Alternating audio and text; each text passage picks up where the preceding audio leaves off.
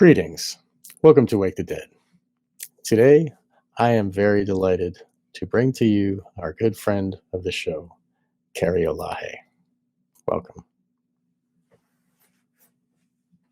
Sean, it's good to be here again. We're very glad to have you here again. There's a little bit of a delay, so please bear with us, listeners.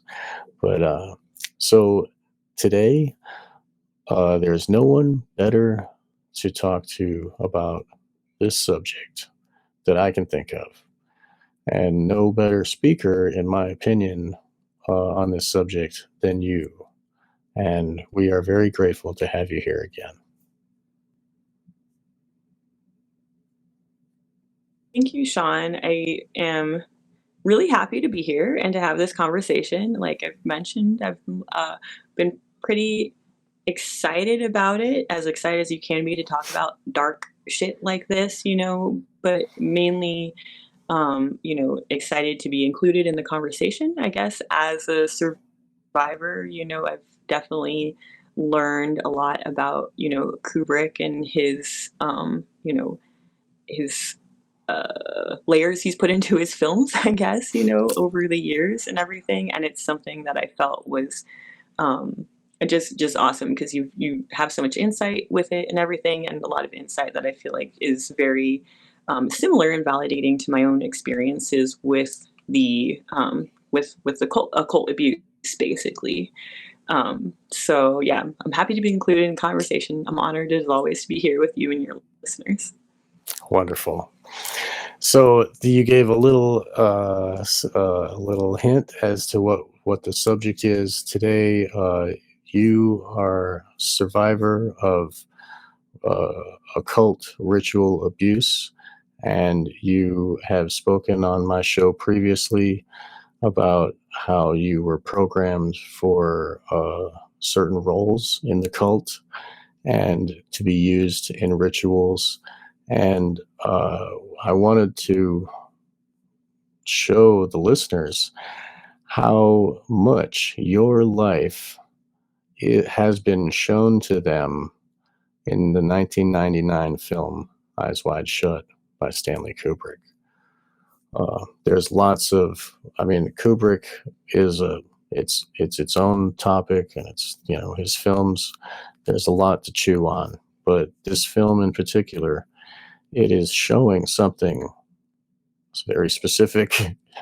And a lot of people are like, oh, it's a movie about husband and wife marital problems, and oh, it's like, seedy underbelly of the rich people, but really it's showing the lifespan of the occult priestess who is used in ritual and eventually used as a breeder, as in Alice's case, for the next generation. And that we became friends, and we've been doing shows, and you told me in a text message, you're like, yeah, that Eyes Wide Shut, that work that you did, that's legit and that's real. And I'm like, holy crap, we got to talk about that. So here we are today. So yeah, I guess, do you want to get us started a little bit with you were used, used. It's tough for me. I don't know how to frame it. Like, you're probably best at this. Go ahead here, please. So, man, where to start with something like this? So I think the main thing for me, I know. Yeah, So I think the main thing for me would be to give people some context of essentially like the idea of a monarch slave and programming, because that's a lot of, I think, a lot of what we're going to be talking about today and like in the film and everything is there is a ton of like purely ritualized, kind of very satanic looking abuse, basically. But ultimately, like what we're looking at is not just the life of someone that has a role, it's just, dabbling in some, occult stuff and everything. We're looking at someone that's part of a very large and organized like system of stuff basically of it's not just about like the ritual and religious beliefs of these psychopaths and everything. That ultimately, like, what we're going to be talking about is um I don't even know how to put it. We're going to be talking about programming basically, that essentially the way that they create the slaves for this rituals essentially, is either they're going to be a psychopath, or most likely they're going to be what's considered, like a monarch style slave. So it's going to be an intergenerational trauma based, programming where you're going to have a lot of this ritual stuff for sure. But on the back end, like a lot of the references you'll be talking about are also about programming that doesn't necessarily have specific occult connotations, but is more training that's used by the organized crime groups that overlap with the ritual abuse. And that's going to be, talking about Paperclip and Project Paperclip, and essentially, the Nazis who essentially, took the ritual abuse side of things and the way it could kind of mind control people, and combined it with a very scientific, basically it's the mixed religion stuff with the scientific stuff to create, essentially what we're going to be talking about in Alice, a person, a created person, is a slave, throughout their life that plays, like you're saying, multiple different roles, both in the occult, but also on the front side, in day-to-day life, throughout their life that fits a certain mold.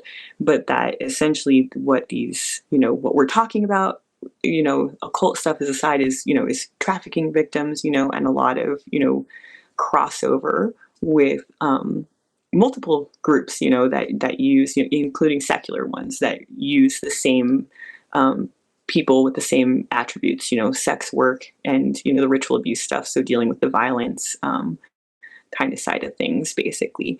And I guess the last thing I would say is like a perfect example is like, is her name, essentially, that her name is Alice. And that to me was one of the main things that indicated to me that this movie was about, not just about like you were saying, like a husband and wife relationship with this just like, odd other scenario, like put in there to include drama, that really that this whole movie is somewhat is like you're saying, is really illustrating the life, of someone that has been a child into adulthood, part of this ritualized and occult abuse, basically. And why I bring back to the programming is her name is Alice. Does Alice have any sort of like connotation in like an occult sense? Not too much. What most people are going to think of is Alice in Wonderland. So when you start going into mind control programming, Alice in Wonderland is, is ubiquitous, basically. It's something that has been used over and over, for many generations of slaves, to create essentially very intentional splits and parts during trauma programming, basically. And that's my background. So if you haven't seen my other interviews with him, with Sean, that goes more into testimony type stuff, is that basically that was my background. Was I was trafficked since birth, basically, and then continued to be used. Used was an accurate word. Continued to be used. And throughout my life, by organized crime and occult groups and stuff like that, who very much direct your life, essentially, much like Alice is, Yes. Yeah, very well put. I'm glad that you took the reins so easily with that one, because like when I start talking about like, oh, this happened to you, it's like tough for me to like say it like you should. But so you framed it perfectly. Yes, the Monarch system is used in the underworld of organized crime, and these are like Ziegler says in the billiard room, she was a hooker. like he was being honest, but they have a specific type of hooker. And you yourself weren't used only for sex work. Your life, you were owned by a specific one owner, and he loaned you out to ritual events that so different occult orders would borrow you or pay for you, right, to perform in their ritual. Is that right?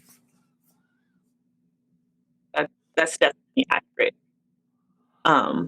I went through a lot of training in addition to the sexual abuse from a very young age, starting around like 4, essentially, where I was both used in rituals as well as was repeatedly, trained essentially both by my handler, Julius Gates, as well as like his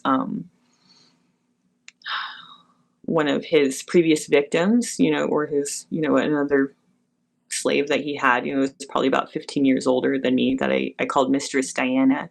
But basically, she, starting at the age of 4 to 7, she was basically the one that trained me essentially in how to perform the roles, like you're saying, in ritual abuse settings, essentially. So it's what she had already been doing for many years, essentially, and I was like the next generation. And essentially, between my my father, who sold me to Gates, basically, and then he had multiple handlers that took over various aspects of my training.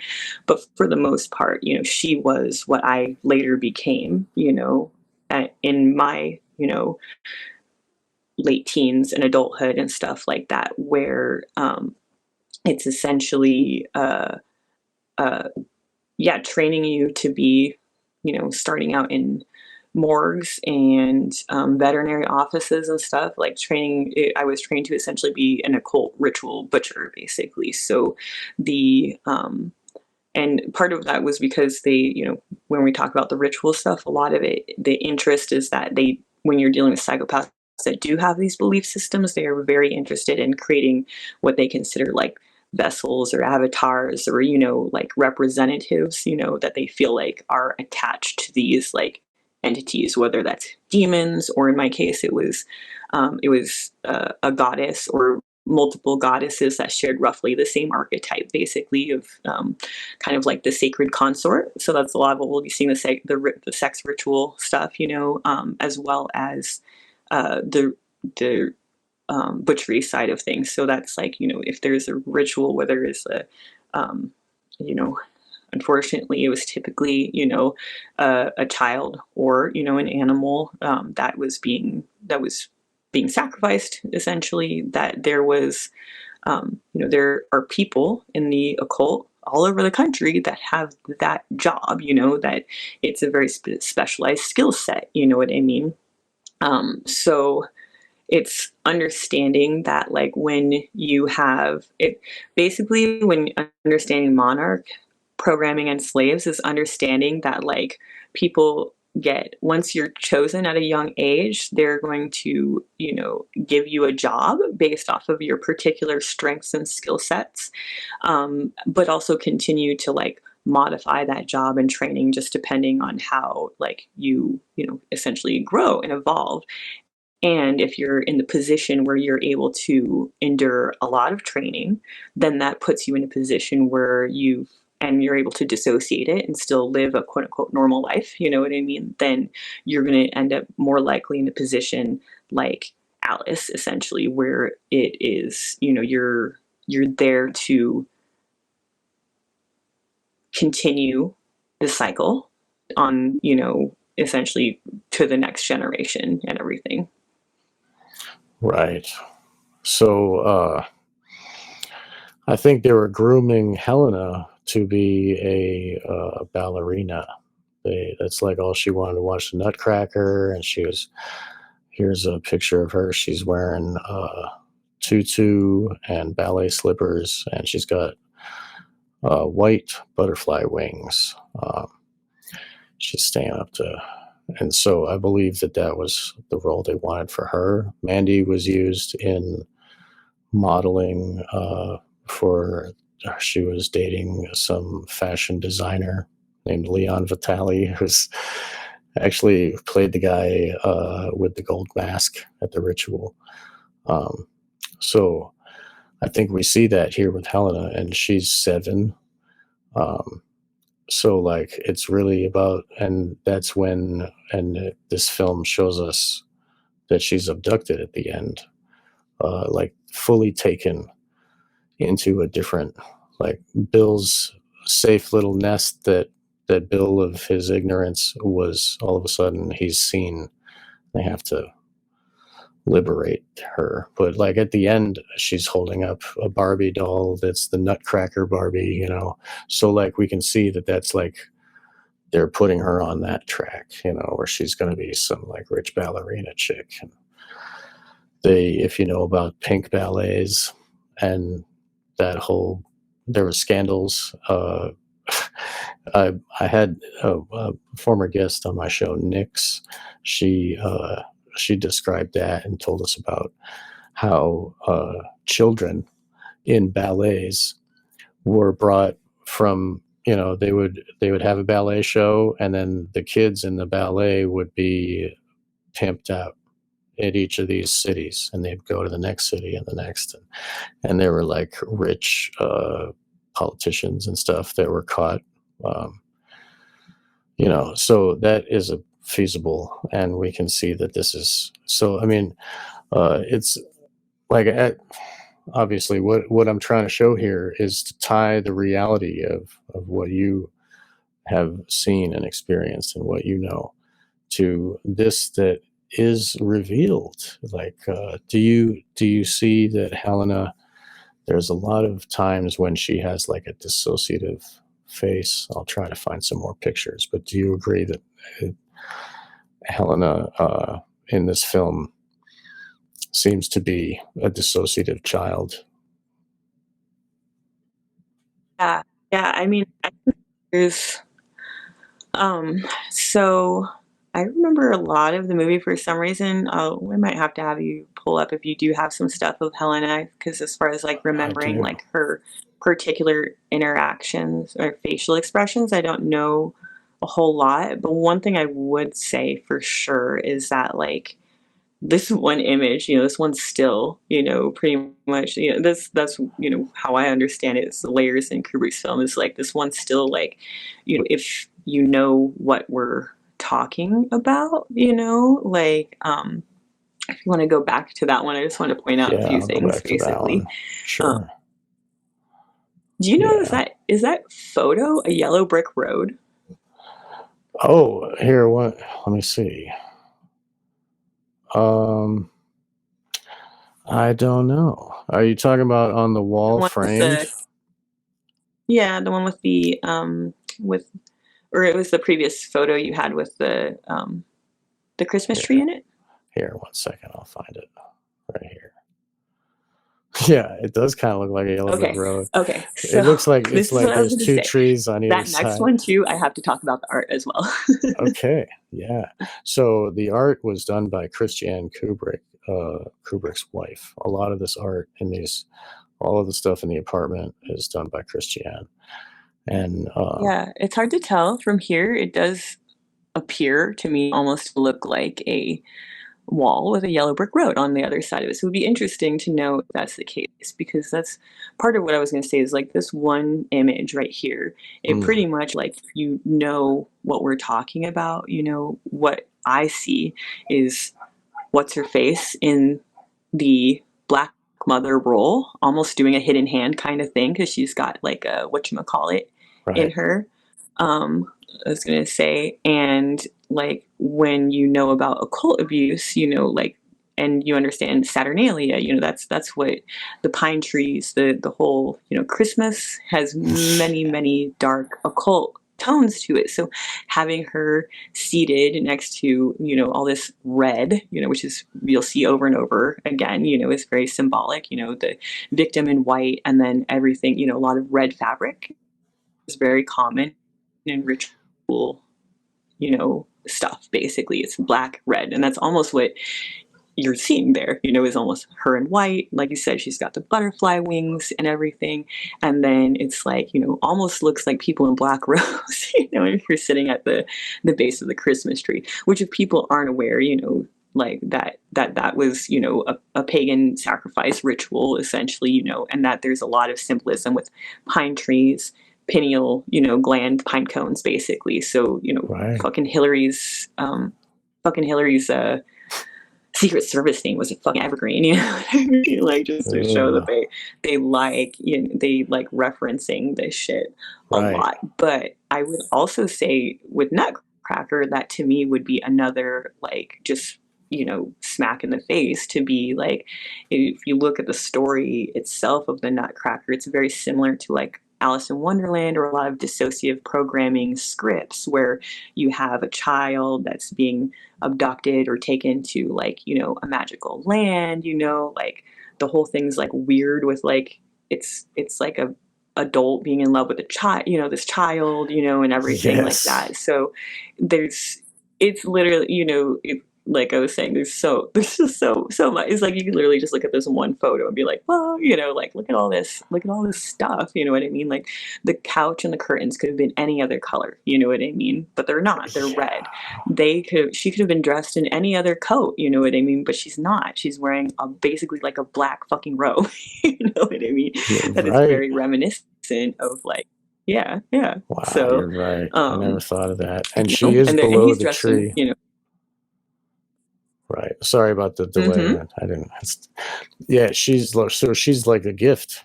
No, that was all I was saying. Right. And I like how and it is Saturnalia. This is a Christmas party. This is like the time of Saturnalia is 25th, and it was celebrated for sometimes up to 7 days.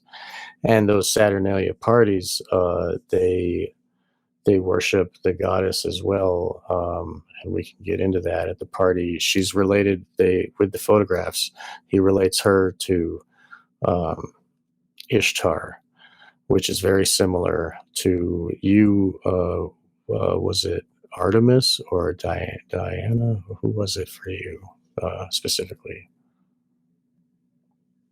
Overall, had a 3. Like it was, they like 3s a lot in programming and stuff like that. So, excuse me, it was Artemis was the one that was most often, but I also there was, or if you're familiar with Childermass, like there was a Childermass ritual that I would be part of, which is a few days after Christmas, basically. That is, what was I gonna say?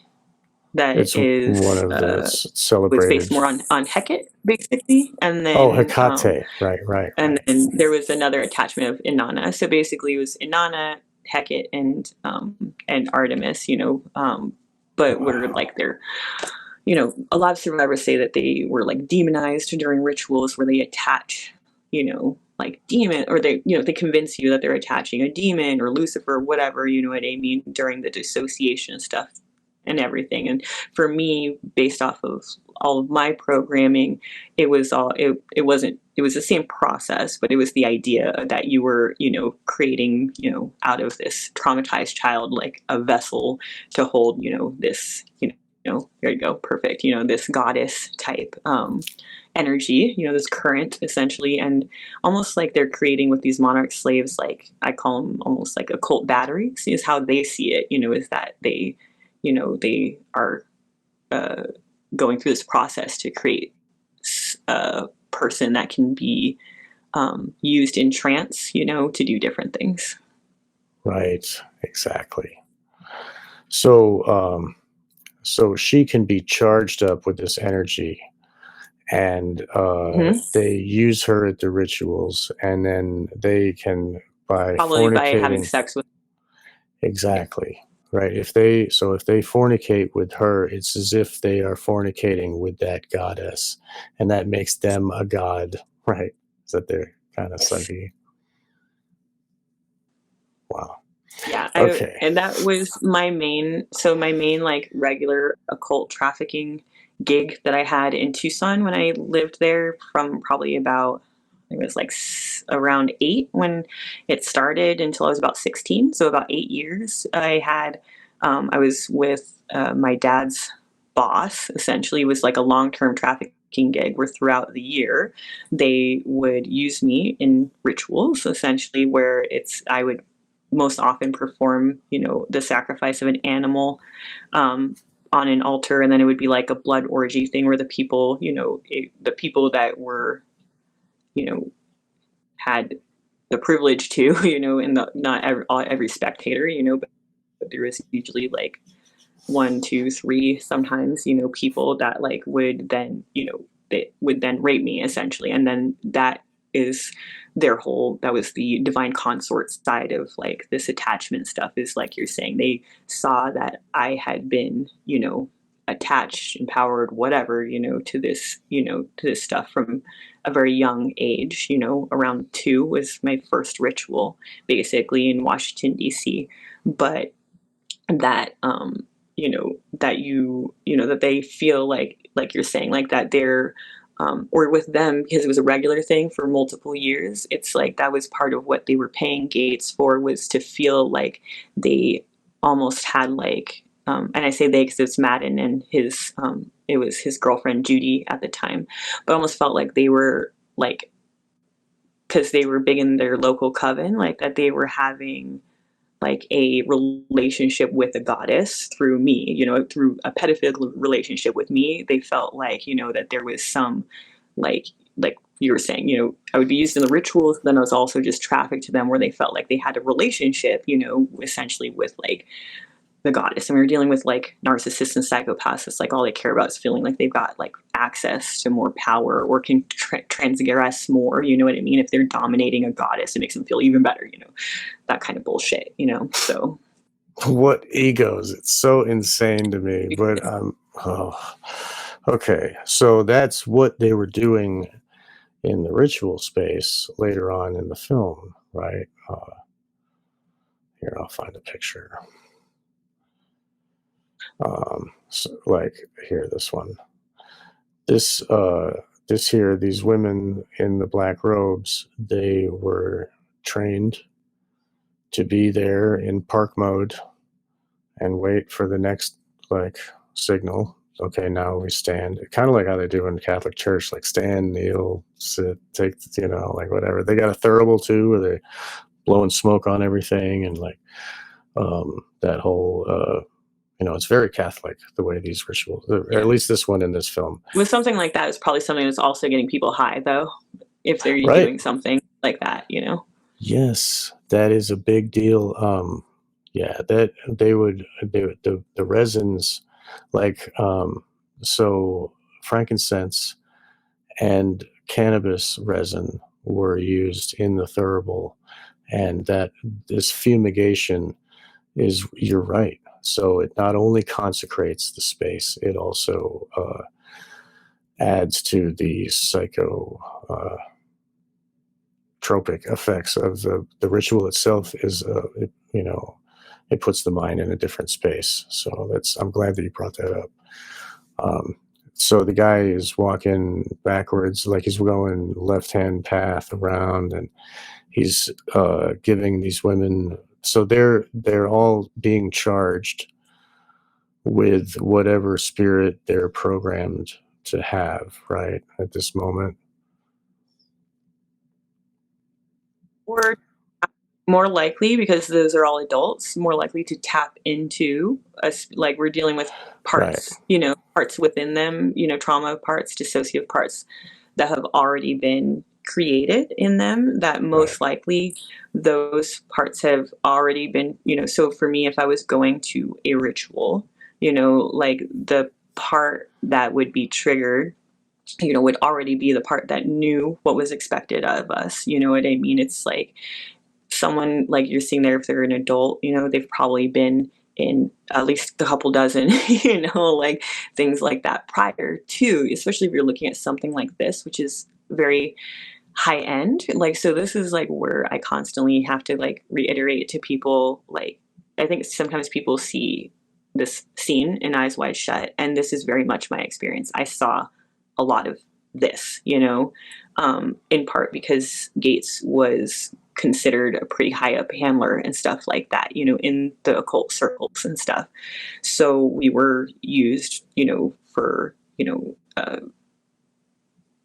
more expensive type things. Like if you look at something like this, it's like you look at the location, you look at the, the amount of props, etc., that are involved, like not every occult group is going to have this kind of access to stuff, and there's going to be a lot of people that are doing shit that it's like doesn't look like this. But in my experience, all the rituals I was used in were wealthy people, and it was very similar to this, except for most of the time it's outside, essentially. So I have a couple experiences that are similar, that are almost identical to this. I had mentioned in previous interviews, I don't know if here, but as part of my occult graduations, when I was moving from Texas to Tucson when I was like 7, that basically it was like 6.5, that basically I had been flown with my dad and Gates and another handler and his daughter, basically to Washington, D.C., where he was playing a fairly prominent role in the ritual, and it looked almost identical to this. He wore a sun mask. I was given like a corresponding mask, basically, but it's, it, setting, all of that kind of stuff was the same. It was a typical, what you would imagine would be like this elite kind of party. But I will be honest, like I said, most of the rituals that I've described throughout my life were outdoors, essentially. So very similar with robes, but there was typically bonfire, and most of my people lean towards like a druidic, or I don't know, the Illuminati stuff feels like it really merges together, like the druidic stuff and the Greco-Roman stuff, and kind of like synthesizes all of it. And that was my experience, that so, but my particular handler skewed more druidic, and my particular stuff did. So it's like most of my settings were altars that were located somewhere outdoors and everything. But other than that, incredibly similar. And one last thing I would say about this is like I made a point of like when I'm dealing with triggering things that are similar, I try not to expose myself to like too much stuff that's like similar. And it was very interesting to have my own experience, once where I hadn't watched this movie in years, basically, and I was like, I'm probably fine now. It's not gonna be, it's not gonna be super triggering. And then it got to this scene, and literally what you see, like there, like I mentioned, this kind of like holding pattern, like slave mode that you go into. It's almost like they program this like blank state, where you're just, like you're saying, you're just like an open vessel, just waiting for direction, and that's what I was saying about these being high-end ones, is like no one's allowed to fuck up. You know what I mean? If you're seeing these like women in these robes, you know what I mean, you're not going to be like, they're all going to be highly trained monarch slaves, that are not going to deviate from the plan. Like when you're dealing with wealthy people, they fucking want what they want when they want it. And that includes the players, what I mean? Like the people that are playing the role, all those women around there. It's just like a trafficking event, that they probably, called up someone, you know what I mean? Like my handler, and was like, hey, we need 6 monarch slaves for this particular ritual or something like that. They probably already have a few on hand, but sometimes you need, they might need 7, they might need 13, you know what I mean? So you contract essentially other people's slaves that are trained in the same way to play these roles, basically. But sorry, quick aside, is that's what I was saying when I watched this. I'm all over the place. When I watched this, thought I wasn't going to be super triggered by it, essentially, when I was like dealing with my flashbacks around this, and I was totally wrong. And what happened, and it's very interesting, is that it triggered the same state in me, basically, where it's like, it's a total mind fuck when you're dealing with dissociation and stuff like that. But it's like, as soon as I heard, the scene came on and I heard the chanting, I was like, oh my God, I'm not feeling good. And I like went to the bathroom, and it was insane, to just I immediately dropped into that position where it's, we call it slave pose. Basically, it's like where you're on your knees, and you're just kind of like a blank slate. You're just waiting for direction. You know, they program these blank slates in your occult parts, or if you have, you know, assassin type programming or that kind of stuff, you know, too, they're always going to program these like, I call them programming states, basically, where you're, you know, there's no consciousness there, but you're just, you know, kind of there for, you know, to be directed, basically. But to describe the experience of what it's like, you know, on the inside, you know, is like, have you seen Get Out? You know, and you know about like the sunken place, you know? So it's like very similar to that, to where you almost feel like a spectator in your own body. So it's like I was in the bathroom in slave pose, and I was like, and I felt trapped there. Like I literally could not move, you know? It's like I couldn't, like, it felt like the scene from fucking Kill Bill where she's like, move your big toe, or like wiggle your big toe. You know what I mean? And then I'm like sitting there inside my head, okay, like move your hand, move your hand, you know what I mean? And it gets to the point where I couldn't even tell how long I had fucking been there, you know what I mean? But it takes like a literal, you know, because at this point there's enough co-consciousness to be aware of what's going on. But it is like, you know, at the time, you know, was a total struggle, you know what I mean, to fight this kind of dissociative state with your consciousness, because it is so like ingrained in you. And then, you know, and that was like me many years later in my fucking bathroom, you know what I mean? So to think about like these slaves and stuff like that, if you have the setting, if you have, you know, all the preliminary stuff, which was probably triggers, code words or cues, those kinds of things, you know, you have the, you know, putting on the outfit is a large part of, you know, like putting on your persona and stuff like that. It's like you have all these things essentially to all these props, you know what I mean, to kind of create this mind state in these trafficking victims. You know, a lot of people, you know, most people that are there, I think, are psychopaths and are there willingly, but many of the people that are like, you know, part of the rituals are also people that are like me, you know, that were trained from a young age to play a very specific role. That's very interesting. Do you think that maybe that was intentional to trigger?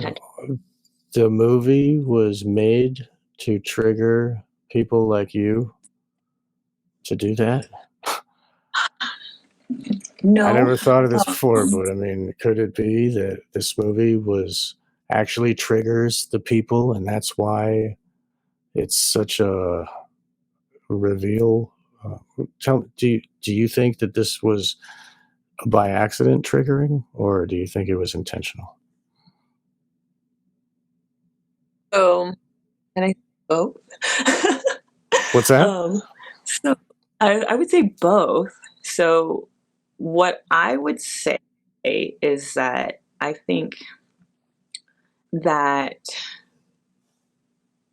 yes and no. In my experience, they, as in the elite or the psychopath class, not the elite, the psychopath class, you know, the wealthy psychopath class that has access to this kind of stuff, you know, and control of the media, etc.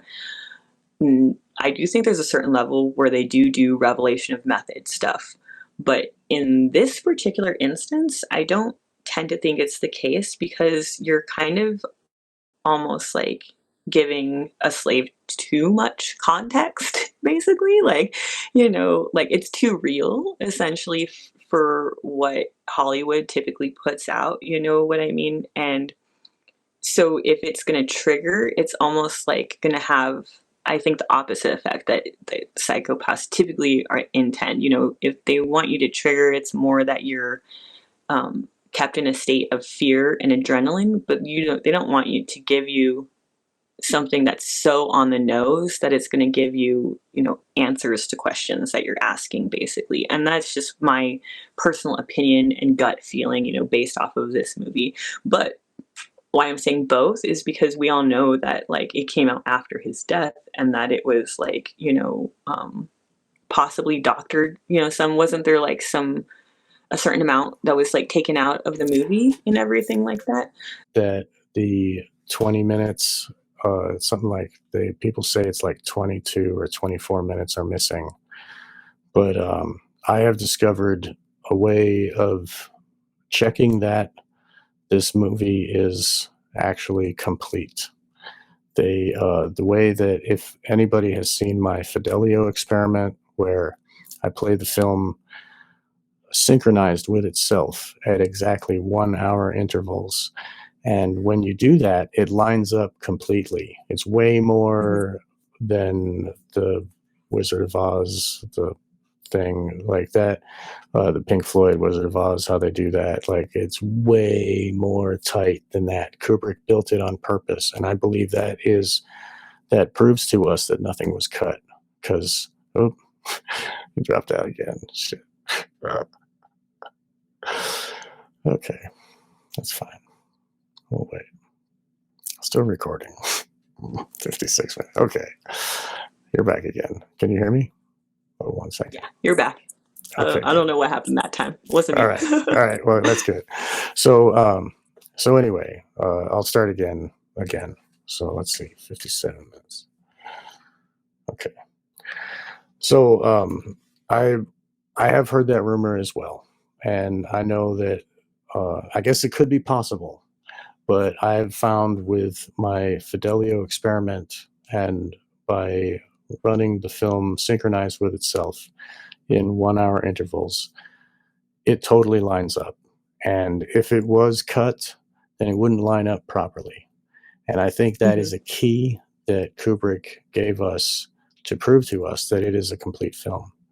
I don't know if he knew that he would survive much longer. I mean, his health was getting pretty bad. And so anyway, so like that could be true that they cut it, but I don't know if they did. I think that, I don't know. It's weird. Maybe I don't know. I don't know how anybody else could have lined it up. I think they could, but go, please continue. This is so on the nose that you think that Kubrick was actually revealing as well as, and that just by happens to trigger because there's so much context, right? Is that what you just said? And also, so if that's all I was gonna say, if there had been stuff cut out, was that mainly that it would be my thought that they would, what everyone's thought would be is that they would just put out the extra important shit. But regardless, if this film is complete, it tells the whole story regardless. Right. And and yeah, I do think that on a certain level for them, like, the Parasite class, like, you're not going to not be able to release the film, but I think that they're pretty much going to assume that, like, yes, like, if you're a ritual abuse survivor, it's probably going to trigger you to a degree, but also what it does in general is what most of the revelation method stuff does, which is that, like, when someone like me comes out to talk about my experiences, it makes it almost seem fake because people have already seen it in a Hollywood movie, basically, so they're just like, oh, you just got that from, Eyes Wide Shut or something like that, because, and that on a certain level, I think is a lot of, me look at Stranger Things, and the way they really like put MK Ultra type stuff and everything out there. It's when they make it a fantasy narrative that everyone's like enjoying for entertainment purposes, it makes it a lot easier to almost discount survivors as people that are over imaginative or, they're just, doing it for attention or something because they just want to be like 11 from fucking Stranger Things, It's like, no, like, I don't care what level of quote unquote power you get. It's not worth fucking being like, sexually abused and tortured your whole life. It's just not. Yeah, I don't think that's a superpower. Jeez. Yeah. So yeah, Hollywood really does do a lot of that. And I mean, maybe Kubrick is like, he's just playing his hand and, okay, maybe I can do an MK Ultra movie just like the rest of them, man. So okay. So they probably hired these girls from a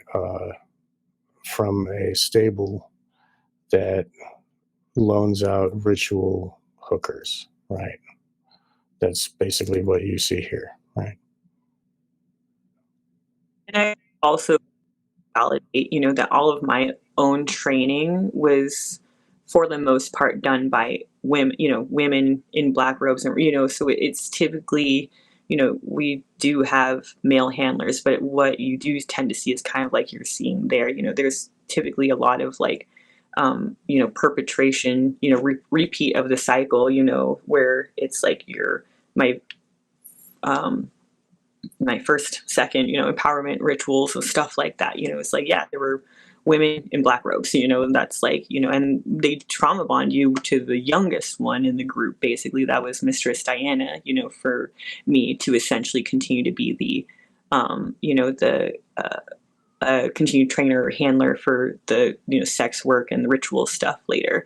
And, this is, another perfect example is like the sex always goes like hand in hand, with this kind of stuff. It is like the biggest creative force that there is on earth, is the ability to like create life, and it's like it can be inverted, obviously, to do the opposite. It's the intent, I think, in rituals like this.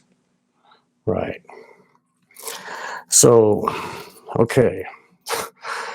This is so extremely informative, and people like you were saying, they discount. They're like, oh, that Illuminati stuff, that's just like Eyes Wide Shut, right? Oh, it's just it's just ritual, crazy people doing rituals. Like, okay, yeah, right.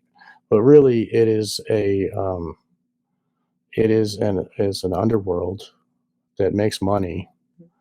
That it's like you said, it's organized crime, and it's happening all over the place in New York and all these cities. Like this, the storefront here that's on camera. It says Rainbow, and that is related to the programming. And if you look underneath, the O in this other under the rainbow is another business that's below, right? And there's a spiral in the rainbow, in the word rainbow. And we know from the in quotes debunked pizza scandal, we discovered the symbols. Exactly, it's not debunked. That's why I quote, because it's like it's so in your face. But the way that they handled it in the media, if you even bring it up, just like the Sandy fishing,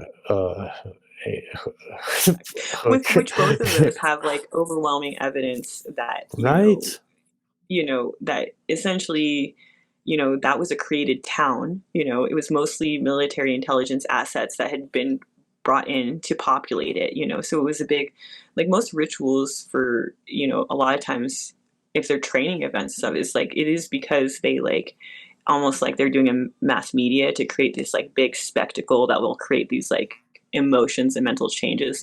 Most ritual abuse victims, that's a lot of the ritual abuse is both something that, yeah, they're enjoying and profiting off of, and has religious significance to them, but it is also seconding as a literal training event, what I mean, for the slaves, to essentially, it's like practice. Like, right. It's used to trigger the like the media triggers them on purpose, like whatever, like whoever is popular, like Barbara Streisand or something, will say a certain line, and that's meant to trigger all the listeners that have been programmed, and it triggers in their mind. Like, so, like, who knows if this is intentional? These spectacle are there for your subconscious mind, like to, that's why, like people would be like, why this mystery religion shit? Like on a certain level, like you're dealing with some psychopaths, like that have a wholehearted belief, in worshiping some sort of dark entity, and that's why they're going through these rituals. But you have also a lot of people that are attending just because it's like, it's fun, to them. That's they're pedophiles and they're psychopaths, and what they enjoy is like, like that image you just showed of them all in the mask and stuff, you know, like that's like, if anyone can picture how like most people who are like, who go do like cons or cosplay, you know, type of thing, like how excited they get to be with their homies and put on their outfit, you know what I mean? And they're all going to get to like engage in some really fucked up, insane, you know, sex that they, you know, typically don't have like everything set up for. You know, these are really Bunch big of events for them. nerds.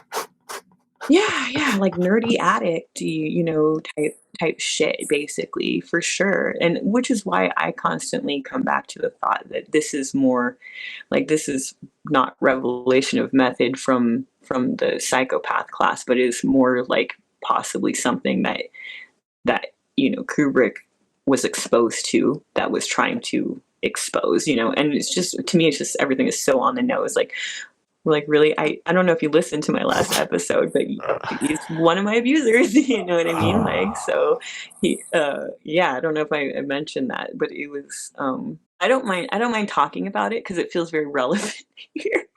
But I need to use, like, for my own shit, I just feel like everyone knows who the fuck I'm talking about, obviously, you know what I mean? But for my Right. own shit, it's like, you know, when I'm dealing with the people that are more well known, like you know, it's, they have different attack dogs, etc. You know, so it's like I'm still gonna be like, yeah, it's like it's kind of his name, you know what I mean? Right. But to me, it's like it's pretty relevant though, I guess, Okay. because that's, Well, I think, part of like what I think is like him, Kubrick's, like, I don't know how to describe it. right. Why he chose that actor. Why he chose these actors, exactly. Right. You know, that it's, so I guess that's what I was saying. It's just why it feels to me like this was more his attempt to expose stuff. Is that, you know, um, for one, we'll just start with like the mansion, for example. Like, I mean, the mansion that this occurs in is, isn't it like a Rothschild mansion, right? Yeah, Like it an was ex built by Rothschild. yeah, it was Yeah, built by the yeah. Rothschilds. It's called Mentmore Towers, and it was the Hmm. first portrait gallery in England. And they brought all the expensive art to that place because they knew it wouldn't get bombed during World War II. Because the Nazis knew better not to bomb that house. Isn't Yeah, that they probably were interesting? visiting there and attending rituals with them. Like, you Right. know what I mean? Like Exactly. that's yeah. Yeah. So this So that's that's a lot Mentmore of Towers. indication. Yeah, so that's a lot of indication to me that there was a concerted effort on Kubrick's part to essentially, like, you know, actually be trying to like expose some stuff, you know, basically. And that's what I was going to say is like, so with the actors, basically, that anyone who knows anything about trafficking and Nicole Kidman and her dad basically understands that what role you see her playing in this film is the Right. role that I think she has in real life, basically. That she is, you know, she is Right. a very well respected front, you know what I mean? She has a very well respected front persona, but that behind the scenes, unfortunately, she's probably been trafficked, you know, and you Right. know, trained as a monarch slave, and is from birth, basically. It's like her um her dad was widely exposed, you know what I mean, as like being um, a child molester, you know, if you look into the Candy Girl stuff or anything, you know, and he magically, you know, died right as that scandal was about to come out. Basically, you know, he was head of whatchamacallit, some Yeah. behavioral health It was science stuff, you know, in right. Australia, and a lot of his training was done in Washington D.C. as well, though, you know, and in Britain, essentially. So all these hotbeds, essentially, of programming. So that's where I really feel like this is like you're seeing her in her, like, that Kubrick was putting them in their true roles, you know what I mean, on a certain level. Other than, like I was saying, like, you know, the other lead that is like, you know, I've mentioned on Emma's the Imagination podcast, that it's like that there was a cult event in Tucson that I attended that was where Gates was essentially contracted for an occult coven event that was put on / being hosted for Fupa Winfrey, basically.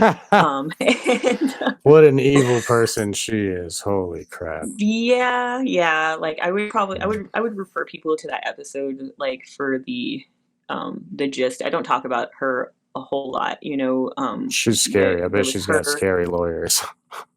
Yeah, exactly. You know, also my experience with her was minimal. Most of my anger is because it was a slave party, was what they called it. So everyone in attendance had one or multiple, like, kids, most likely. You know, most of them were kids on leashes, essentially. And because I had been trained as one of my roles, you know, was sex and violence. You know, I had been trained as a child dominatrix, basically. So Gates had been, it was a coven event where, you know, she was the visiting monarch, basically, you know, and they throw a party for her and they do all this shit after their, like, official meeting, you know, and everything that they do. And that's when we show up. And Gates was all fucking excited because my services had been contracted by them to essentially perform a floor show of abusing their slaves, essentially. And one of the people that did abuse me there was Don Cruz, you know. So that's why I was bringing it up, is that it's like, to me, it's more evidence that, you know, I have personal experience, you know, with some people that are being addressed, and because of that, you know, it leads to me to even more, you know, indicate to me that, like, that there was an intention on Kubrick's part to specifically cast people for certain reasons, you know, and to essentially like almost like put it in their faces. And from what I remember, like, they said that he almost even treated it and the actors like almost like an intelligence operation, to where he was only giving, like, a need to know basis, like he was only giving them parts of the script and all of this different stuff. So that is more indication to me that he knew he was dealing with people that might catch on to his shit, you know. And this is all my speculation, you know, based off of like what I understand about this. But briefly, I just want to mention, because like all these, like, fuck these motherfuckers, you know, that, like, the main reason I brought up on Emma's podcast that particular event was because I had several years, 7, 8, 9, where I was trafficked to Prawn Malkovich, and I have a particular disgust for that particular individual, essentially, you know, and is someone that I've seen be one of, you know, they're all the worst human beings, you know what I mean? But some people, some psychopaths go above and beyond, essentially, when it comes to that kind of stuff, you know. And, you know, I essentially had like a 3-year, you know, like off and on, you know, had been trafficked to him, like, on when he came through Tucson, 3 different years, basically, purely from the fact that I was in my dominatrix persona. You know, I was a 7-year-old in a dominatrix persona, sitting on a leash next to Fupa Winfrey, and Prawn decided to. Yeah, I go with humor for my fake names because that's great. For one, it helps me try and keep it light, you know, but then also, you know, as much as you can with this kind of shit. But it's also because the names I choose on a certain level are things I know would stick in my abuser's craw. Because she's got a fupa. Yeah. I was intimate with that fupa in that occasion, you know what I mean? Therefore, yeah, oh my god, talk about it, you know what I mean? Like, yeah, and I call him Prawn, you know, because he's him. Right. He always wanted to humiliate and just go out of his way to be like the most disgusting, you know, and offensive human being. So like calling him, and he liked to belittle and stuff like that. So calling him a shrimp, you know, is obviously something to me. It makes me feel, you know, and dong is just a dong, you know what I mean? Like, whatever, you know, but when it comes to, like when it comes to Prawn, at that event, I essentially he before the floor show, he decided to essentially like fuck his slave to death, like in front of like where like basically because so trigger warning everyone, but basically because like I had been sitting next to when I I had been initially sitting next to Fupa, and she had a different little kid as a slave on the other side, but because I was in the dominatrix type persona, basically um I was orally raped by her. That turned him on because he was sitting in the proximity. We're talking like a gated community, a really large, nice house in northern Tucson. And he got turned on by the fact that she was abusing me, decides to start abusing his slave, but was doing it incredibly violently. It's like a 6-year-old like little boy basically, and was getting turned on. And the reason I'm just going to kind of actually talk about this is because one, we're talking about celebrities, and two, Right. we're talking about the class of people that you're seeing in this film, and three, because a lot of people can't conceptualize the mindset of a fucking psychopath, you know what I mean? And to me, this is just like, just another perfect example to illustrate how fucking demonic these people and anti-human these people's like thoughts and urges and everything are. Because basically, as he's violently, raping this kid, essentially he's like scanning the room, it's like a cocktail party post the coven meeting, and looking around, because he's getting off on the fact that like, it's public sex, like what you were just saying, they're getting off on the fact that they're doing this in front of other people, and other people are watching what he's doing. It's like they was fueling his fire essentially.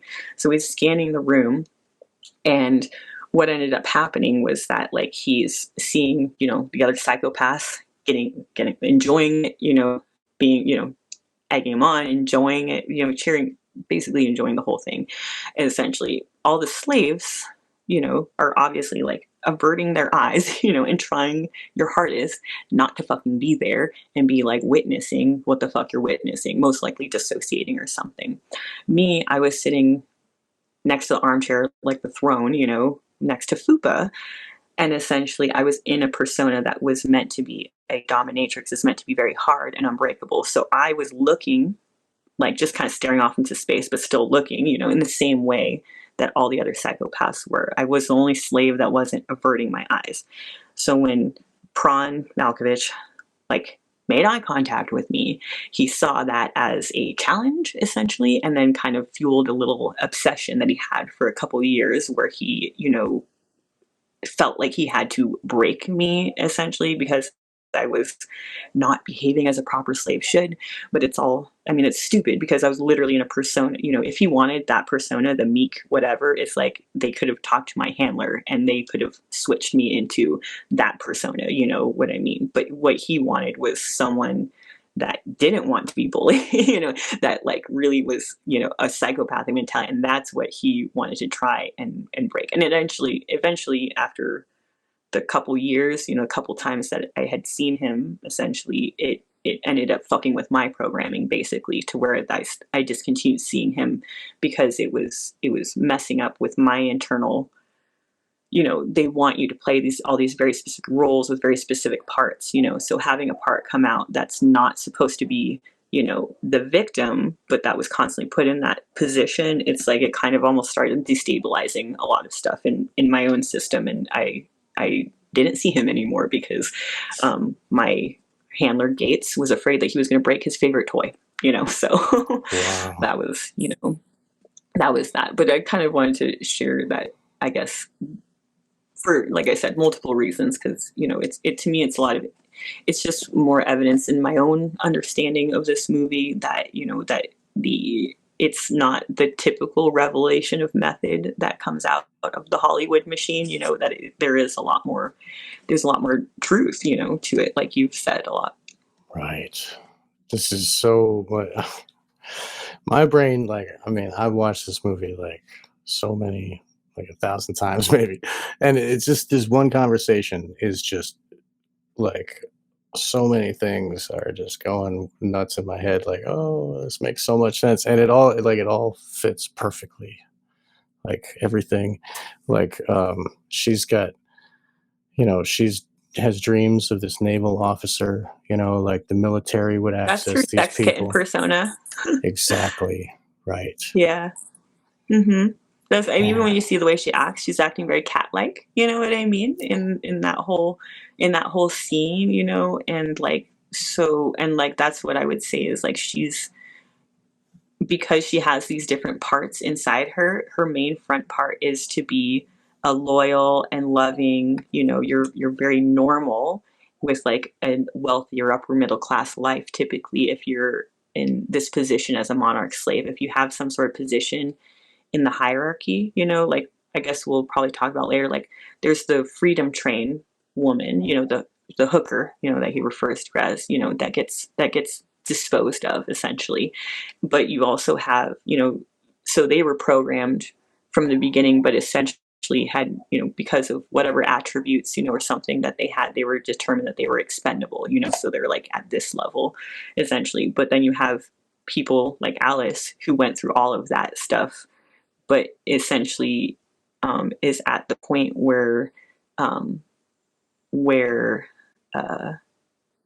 dissociative like splits are very very are very solid essentially. And Right. so like what I feel like you're seeing in like the dream almost is like her like there's part of her that has embraced the role of being the prostitute, bring the sex kitten. It's like you're trained when you're a hierarchy slave with a lot of positive experiences as well as these traumatic ones to essentially, it's the love bombing, it's the trauma bonding to essentially almost, create, it's why I think there's a lot of sex workers out there because you've already like generated self-esteem from this area, like you have this part of yourself that feels, not complete unless it is playing that role of the sex object, unless it is repeating that trauma, So to me, when I see this dream, that's kind of what I see is like her, and when she smokes, is like her,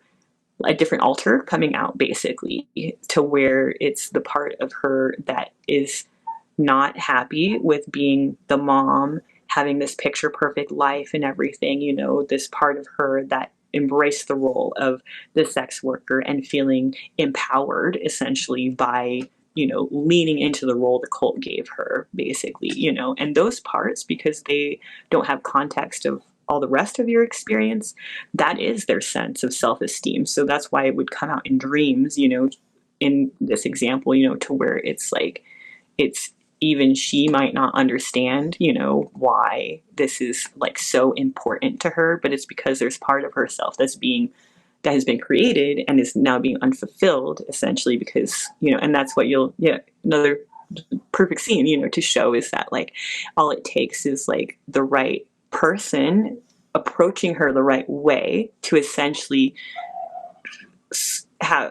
perform that switch, where she goes from the loving wife to the prostitute, basically. Yes. Yes. So this, for the listeners that aren't watching, that actually happens at the bar when, at the first party, where Bill and Alice, they separate right at the beginning. And she says, I'll meet you at the bar. And he's like, okay. And he gets distracted by two other party favor women. Sex kittens. So like they separate him from her intentionally. And then when she's separated from him, then this Xandor Zavost can go access her. And I walk through in my presentation about how the drinking of her glass is the performance which proves to him that she's one of those girls, and it proves to her that he's accessing her with the proper motions, like if, yeah. So now he even like speaks this magic spell right into her ear, like the way that Kubrick has the light from behind them going from his mouth to her ear. it's Oh yeah, photographically that's perfect. perfect. Yeah. Here, I'll find another one. If Mm-hmm. yeah, so like I noticed that. here's That's another one. awesome. Yeah, that goes to show how, like, this one, it especially shows it goes right to her ear from his mouth, and that is the magic spell. He is accessing her, and she's like, oh, okay, and all of a sudden she acts more drunk, and she's fawning over him, and he's like, oh, we should go Mm-hmm. upstairs, we should go, have sex upstairs, the art game, and then all the art stuff, and then we can, it goes into the paintings and all of there's a pregnant woman in the painting of, like, where Mandy's passed out in the bathroom. So it shows us about how these women are used and impregnated. That's, so anyway, this is perfect. Like, Kubrick is using a monarch slave in the film. And um, when he was filming this one here with the naval officer, he kept not Bill, Dong Bruise. He kept Dong Bruise away while this was being filmed, and he did that to create the tension between the wife and the husband. And Dong Bruise might be worried that his monarch wife is being triggered and accessed, and he can't be there to see what's happening, what was filmed. Oh yeah. There was a lot manipulating going on. So I think that you're probably right. Kubrick was very doing all this very intentionally. It's so revelatory. This is a very interesting conversation. I hope everybody that knows about Kubrick listens to this show. So anyway, so moving on. She was accessed and used by military people. This is Most in her likely. dream. Most of my abusers were. You please. What I didn't hear that actually. What did you say? Yeah, no, I was just confirming, so like I said, like Julius Gates was a sergeant major of the army, basically, from, I don't even know, I think it was, I can't remember.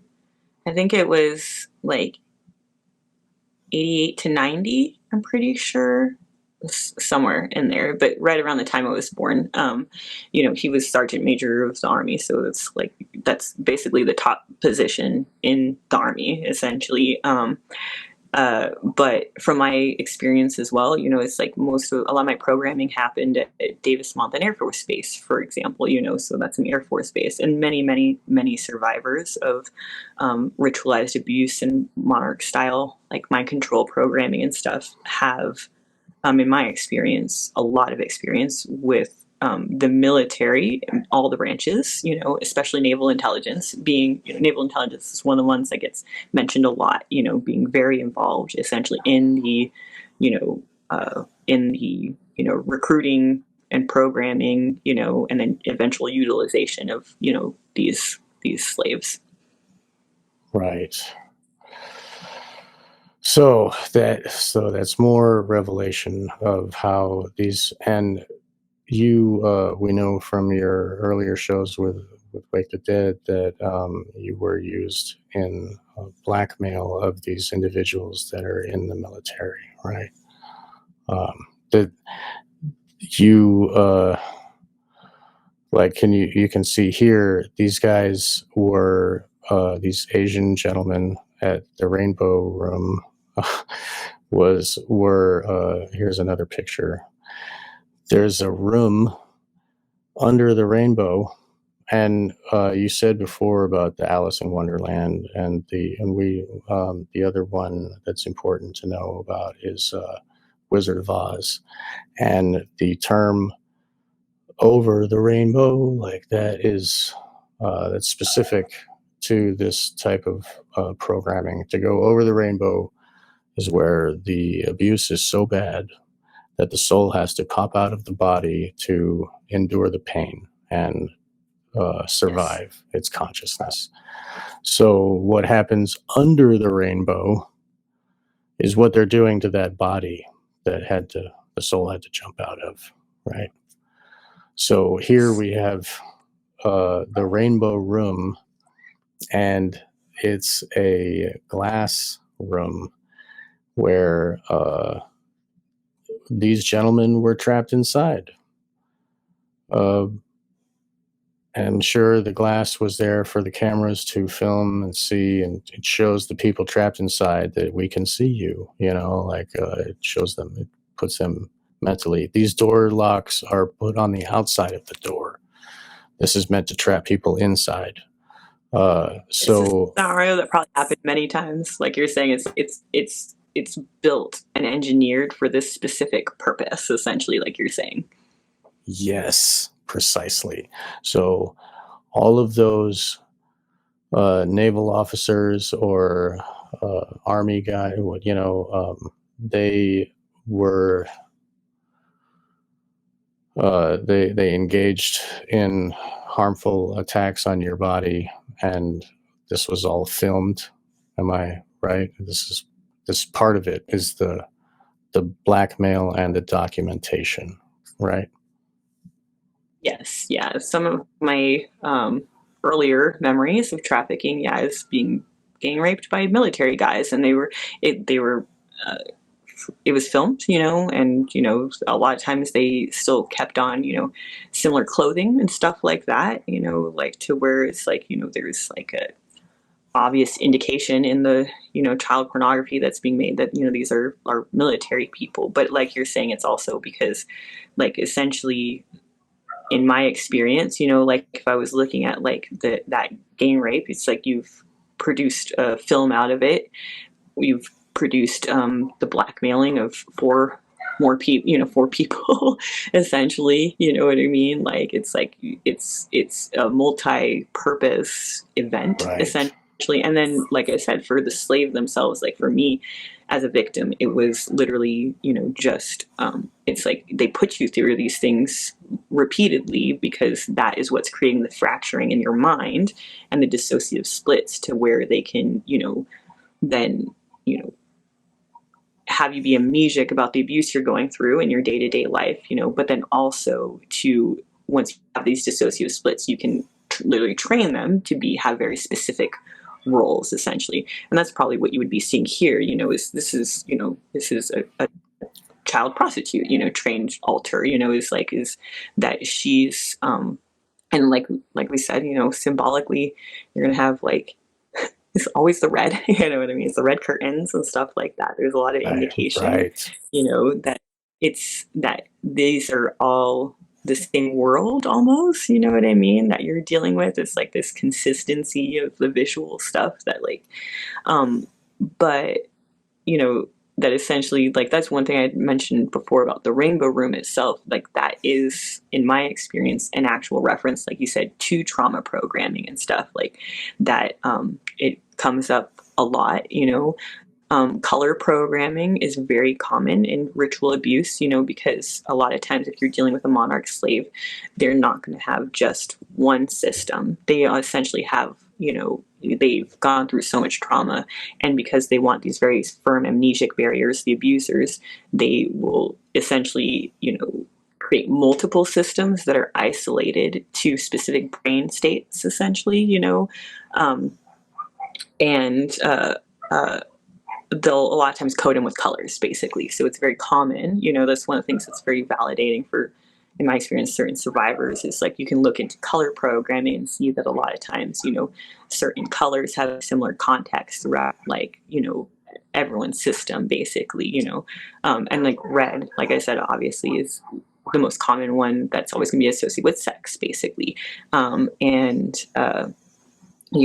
it's that color in and of itself, it is a trigger, essentially, you know what I mean? Like, there's a reason that the room that the girls are, or that the girl is like abusing people in my opinion, is all red. It's going to signal to the abusers, but it also signals to the slaves what part is expected of them. It automatically creates that trigger, like, to where you are like, like Alice, the drink or different things. It's like, it starts, it's switching their mind. This is a defense mechanism to deal with abusers. That is like, as soon as you start having the things, the things around that trigger you to your brain to realize like, oh shit, I'm not with normal people, I'm with these people, then the personality that will present will shift to, essentially it's a defense mechanism to play the role that you're trained to play to receive the least amount of abuse, basically.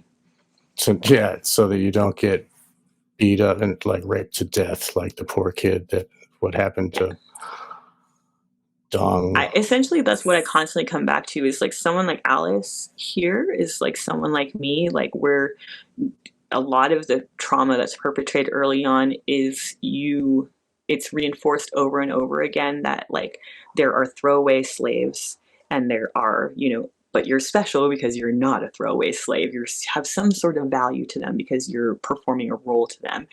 And you've been shown over and over and over and over what happens to throwaway slaves, and they die in the worst imaginable ways, essentially, but that, so someone like her, that's a lot of why the program is kept intact, is because it's like there's this understanding that it could be way worse, you know what I mean? And so but that is the mind control, is like it takes the free will out of everything, Yeah, there you go. It's like, so that's like Alice's alternative, if she wasn't playing the role that the cult had put together for her, that's the expectation, is that she's going to be she'll be sacrificed, disposed of. And that's what you're seeing there, is that's a slave that broke their programming.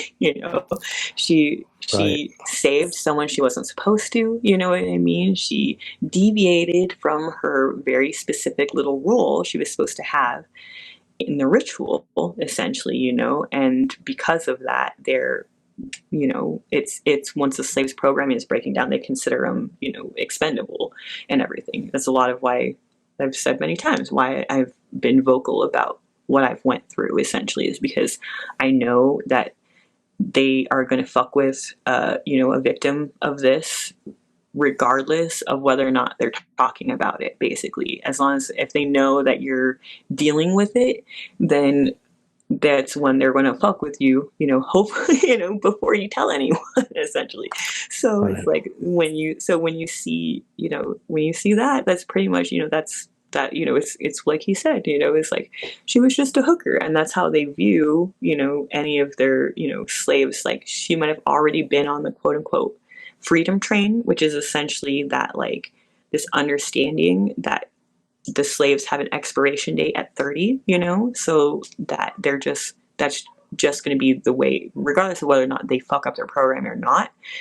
By 30, they're going to be sacrificed, just used to be sacrificed in a ritual, that's called the freedom train, for slaves, basically, is that you're on it until you're 30, and then you get your freedom, basically, But then you have, like I said, people like Alice and people like me that were given a role beyond that age, beyond that point, where essentially you're expected to mother children, to continue to play a role in the occult, like I said, doing it to the next generation,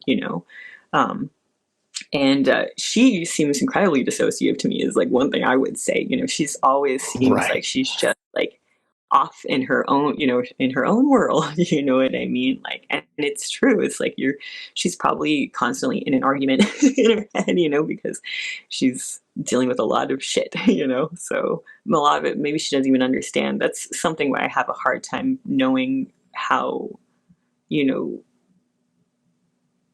how amnesiac, Alice was, but my indication is that she's what they had intended for me, which is that you get to a point where they've with the multiple systems, they've layered in so much on the occult side of things that it's like the expectation is that eventually they'll be able to, the system will flip and be able to, the occult personalities will be able to subsume the, the good personalities, essentially, and there will be a little bit more level of consciousness there, but from a more psychopathic perspective. So someone that I would put her in that category, to where she had, hadn't healed, as a, a survivor or something, and was in the position of, and that's where it's hard to say, knowingly or unknowingly, essentially allowing her own daughter to be, part of this same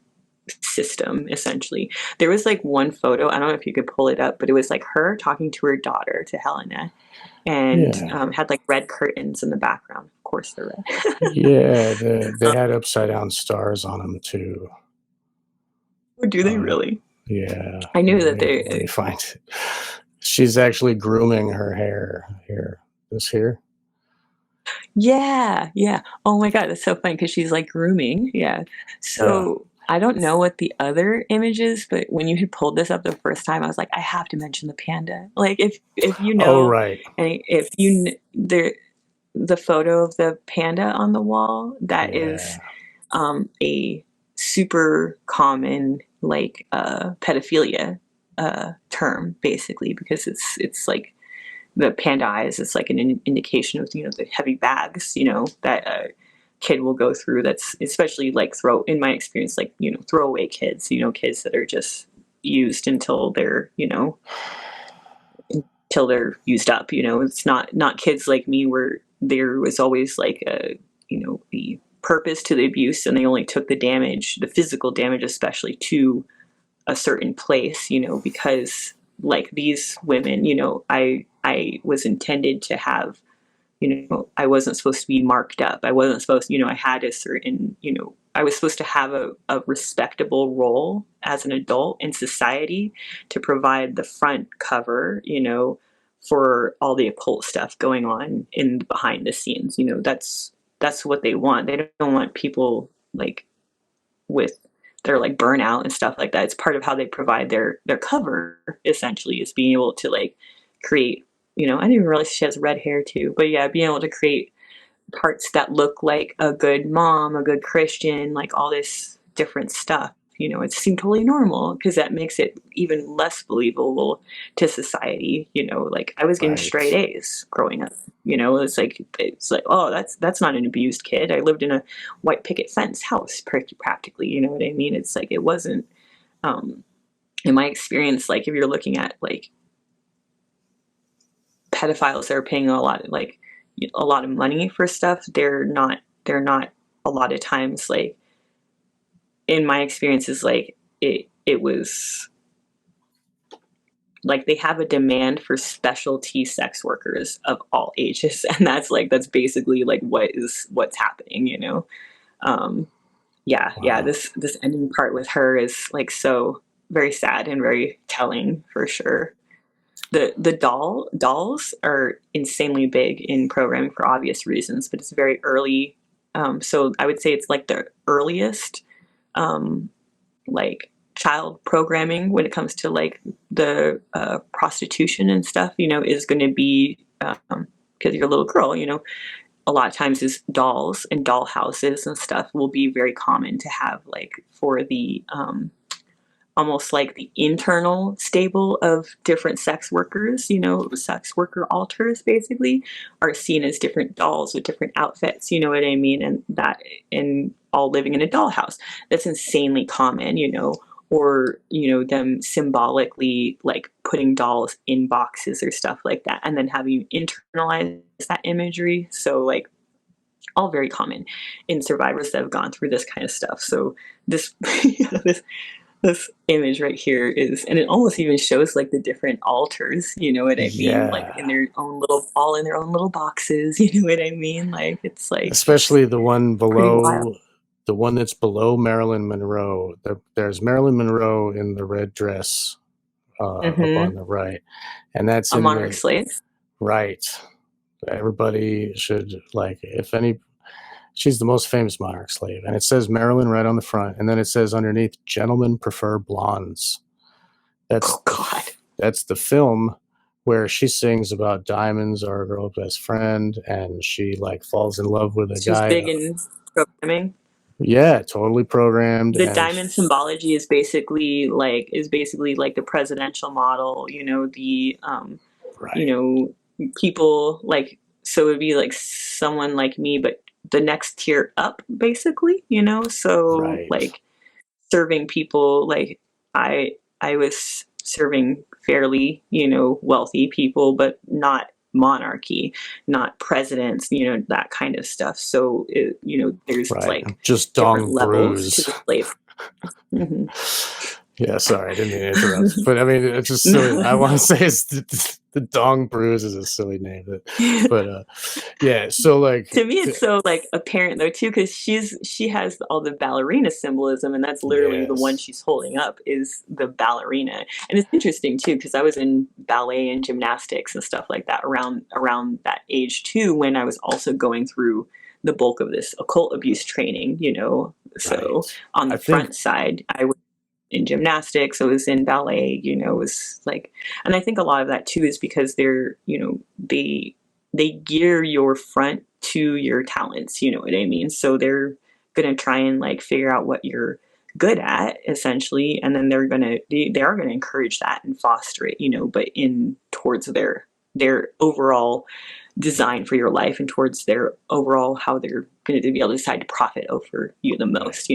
So for example, for me, my whole life I was geared to become a veterinary surgeon, but because I dealt with too much, but I was also very artistically talented, but that was seen as like my plan B. They always wanted me to be a veterinary surgeon, but my issue is that even though I was straight A's for pretty much my whole life, I would go through these short dips, where because of the amount of abuse I was going through in, the nighttime and that kind of stuff, it's like it would start to affect the front personality, essentially, to where I would start becoming very depressed, unable to really excel academically. And that happened multiple times throughout my life where they had this persona they wanted for me, but I wasn't able to maintain it because of the amount of abuse that I was going through. So they pretty much decide, it's like, well, would I rather cut down the abuse and keep her in that role, or are we going to keep the abuse where it's at, which they were for me because I had this occult role. That was my most important thing, was the ritual role basically. So they're not going to get rid of that. Basically, that's like the thing that makes me unique. So they just shifted my life path towards just focusing on the art because it was something I was able to continue to function as at a high level in my front self while still also enduring the abuse basically, so that's kind of like, I guess, long-winded, but like what I see here in this scene, is like to her, is like basically that's their, to be modified probably depending on how it goes in her life, but for where she's at right now, most likely like this is her her going to be her role essentially. Right. The only thing that I think with this scene that I think I would maybe like have an issue with as far as like the overall conclusion is just the age. And that's like the only thing that's like a little bit difficult to me is that yes, is that to me like the indication is going to be that like if she is going to be a program monarch slave, that she would have already have been being abused, but very possibly just by Alice. Alice could have been, sexually abusing her daughter to groom, typically it's the father, but it's not always, in my case it was, I had a psychopath father that was doing my grooming from a very early age. I actually on my last episode with Emma, which has not come out, I should totally send it over to you because it's a total mind fuck that like there's a picture of me in our condo in Washington DC where I'm probably like 9 months old to a year, and my dad's is like laying on the ground, and I'm inside of his shirt basically with just my head sticking out, and his shirt is red with a Playboy bunny on it, essentially. It's like looking at a Kubrick scene. And then behind him is all of this, like, so for me, a lot of my programming symbolism was centered around unicorns, basically, like the royalty stuff, because of the Habsburg bloodline was very, like, the unicorns are really big in that, symbolically, occult-wise, in that bloodline. Right. So myself and then 2 other girls that I had met a couple of times in my life were considered the quote-unquote Habsburg unicorns. I think mainly because of Gates. I'm pretty sure he was the one that was related to the Habsburgs, not myself, but that was my my role. But essentially in that photo, you can see me inside of my dad's shirt, red shirt with the fucking Playboy bunny logo on it. And then behind there, you see this totally unexplainable, unicorn collection that my dad started accumulating once he got stationed from Germany to Washington, D.C. And then, they like right around the time they had me, suddenly unicorns started appearing everywhere, which was later on used for my programming. But to see that I'm like literally like a year old or less, you know what I mean? And like everything you see in the scene, is basically subconsciously there to be, even if I wasn't necessarily being sexually abused at the time, it was already putting all of the symbols, all of the different things that they were going to use later on, making it ubiquitous. It's part of like what you grow up in, essentially, and it's like you don't even realize it because so much of this is built off of subconscious and everything. So that's kind of like what I would say with her that I've always been very curious about, is that if this is all accurate and everything, but also maybe Kubrick didn't really understand how far back it goes or how young it goes. Like maybe he hasn't read Fritz or shit like that. Maybe he had just been to sex parties where he had seen this and didn't understand, the full story of how, a full lifetime, is, because usually it's going to be a lot of abuse, a lot of sexual abuse to prime that dissociation before the age of 5, and typically if you're a monarch slave like this, it's going to be more like infancy, essentially onward, that you're going to be groomed with this kind of stuff. I agree. And I think that Helena in this picture here, she's already dissociative. She's got the panda bear on the wall, and this is before she's stolen. So I think that there's a regular routine where she's brought out and she has the night personality and the day personality, where like she gets, and I believe like even before birth, I think it starts, and even the conception, I think that ritual where those women are being, like the guys behind the mask, that are raping these women are all like the high end people, right? Yes. And are these women getting impregnated? Is this an impregnation? And do they control it all the way to that level of impregnating them, breeding them, and then the next generation breeding that one, and it's been going on. Maybe they take her out of the nest at 7, but she was already that was my accessed. thought a little bit more. Yeah. Or maybe that this is when they're going to start doing some more like intensive training type stuff, so in my experience, like my training wasn't consistently every single day, you know what I mean, like week after week. It was like the incest was fairly consistent and everything, but when it came to like training to become the occult butcher, training to become the domination, all this kind of stuff, this was times when I was in my abuser's control, like 100%, 24 hours a day for weeks, essentially, and there was 3, 4, before I was 7, there were 4 different, instances where I was solely in the hands of, my mom would leave for training and my dad would turn me over, to handlers that were, there to essentially train me in all of these different ways. It's a very shock and awe kind of thing, and then your mom gets back and all of a sudden life's normal again, you know what I mean? And like, and your dad's given instructions to keep you, to maintain that same programming while they're not there, and so that it keeps you. Yes.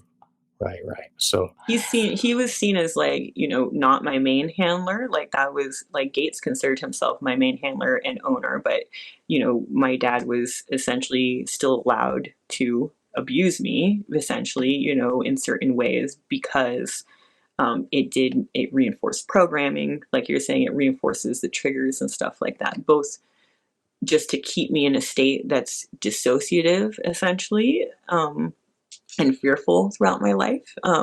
But also when there was an event, for example, it's like if I had to go to an event, it was like clockwork. Basically, my dad would be the one, giving me the trigger. Frank would be the one giving me the trigger earlier in the day. Usually after he got home after work or something. If that was like the intention for that night, it would be like a time delay thing where essentially I would have this switch occur once I had laid down at night to go to sleep, basically. So essentially I would lay down to go to sleep. And then once I fell asleep, the switch would happen and I would wake back up essentially and into the cult persona, the nighttime persona. And then my dad would be there to essentially make sure that I was getting up out of my bed, leaving the bedroom, walking out of the garage, going down the driveway, and meeting up with a driver. This is Tucson most of the time where this was the case, because I was 7, 8, 9, 10, up until high school and stuff. That it was like clockwork. It would either be a training event, like I was going to Davis Monthan to receive some sort of fucking programming or stuff like that, or it was just an event I was going to with Gates, either a trafficking event, a ritual event, something like that. And then after that, sometimes I'd be gone all night, sometimes a few hours, depending on what it was. I would be dropped back off at my house and I would, in a trance, you know what I mean? It's like in this very dissociative state, walk back up the driveway, go back into the garage, through my laundry room and back into my bed. And Frank, would be there to just make sure that I did all of those things, essentially, sometimes to provide drugs if like it was going to be a longer night and they wanted to ensure that my mom was going to be asleep, for the whole night. I mean, yeah, it's like, I mean, I have Right. a little brother as well, and this, I guess that was probably part of it too, is that you had to keep an eye on him, especially when my mom was drugged, but, yeah, but it's like, in my experience, it's almost like clockwork, them creating these parts. But I do think it's kind of like what you're saying is that that's my hunch, is that most likely she's already gone through a lot of abuse, but maybe hasn't had, because of her particular situation, these people, Alice isn't going for military training and stuff. And obviously, the husband is not in the role of participating in this stuff, at least in this movie, basically. So to me, the indication would be that in the home, there's been some sort of dissociative priming going on. And that maybe what we're seeing here during this abduction is her first, like, big, like, just big training event. It would probably start most likely with her being a victim in a ritual abuse event like you saw before, and then following it up with whatever else they're deciding, to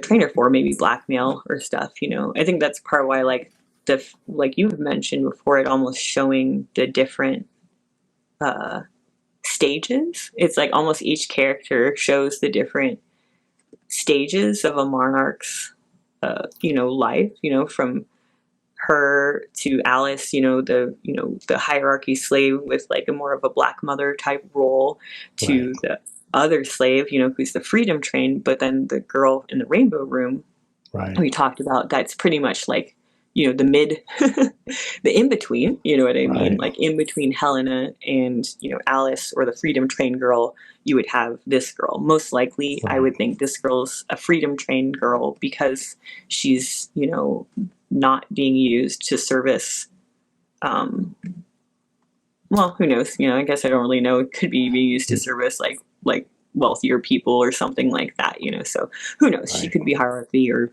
freedom trained, but it's regardless, this would be training on either end that you would go through to just continually condition you to be this, to have the sex worker altar, basically. Exactly. Yeah. And the panda picture shows us that it's a little bit of a hint that was what was happening to poor Helena. Like if not that, but it hints to the abuse of a child, just the word panda and the idea of panda. And it looked like that picture was created by her, like it was painted by a child, So yeah, I do think that it is the different, we see the different levels, and I think all the different women in this film, they all have red hair. I forgot about her too. Right. Domino, she has masks, and she's framed within the mirror here. Like, it's the same. I think that Domino is like another programming term too. Yes. What would you like to explain that a little bit?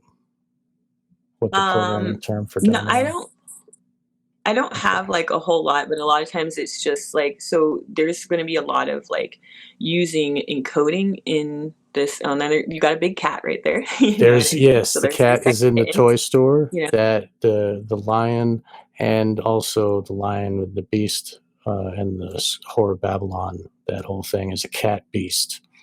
So that relates to the Inanna Ishtar.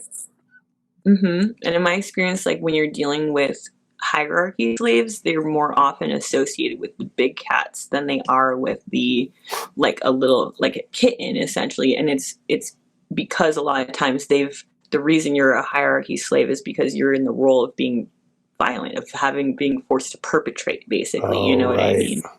So right. You're the predator too. Yes. Wow. Yeah, that's a lot of that programming, is to turn you into into a predator in dissociative states, basically, and to perform those roles, for the enjoyment of the psychopaths, basically, So, yeah, that was interesting for sure. I'm glad that I brought this picture up by accident, because there's another thing. Like, it seems like every frame is so loaded with so much information. So here we have this is Bob Hope's face on one of the masks at the ritual space. Bob Hope used to run military USO shows, and he used to bring Playboy Playmates to the war zone to be used as hookers. That was depicted in Apocalypse Now Redo, the 3-hour Apocalypse Now. The Playmates were used for sex. They traded sex with the Playmates for a few barrels of gasoline. So anyway, Bob Hope was he was part of their. Sounds like a typical sex slave life. Yeah, dude. So like, I guess I'm kind of like, so okay, we'll get back on track here. So, okay, so Lily Sobieski, she says to him in his ear, "You need an ermine cloak." So this the ermine cloak relates to royalty and to servicing people of peerage in the European royalty. So Kubrick is putting that as well. So like, there was the military dude, there was the they talk about the peerage of the elite, and then we have here the double-headed eagle chair with the crown on top. Oh my God. I never even realized that. That is another huge symbol in many monarch slave systems, including my own, is the double-headed eagle with the crown on it. It's very common. It's been used multiple times through Roman Empire, etc. But like it's a Habsburg symbol too. You know what I mean? That's the saying. Also, I think Russia's used it. A whole bunch of people. It's called the Reichstadler. I can't say it right, but it's the double-headed eagle. So the Romans used it on their staff, and it represents the empire, the power of the empire, and they put it out in front of their legions of their armies. And the double-headed eagle is like, they see from the west to the east. They're like the sun. They go all the way across the entire. They rule everything. And this, the double-headed eagle is on the front cover of Morals and Dogma, which is the, I don't know, the Bible of the Scottish Rite Freemasons, which has that same color red, and it says Order Ab Chao.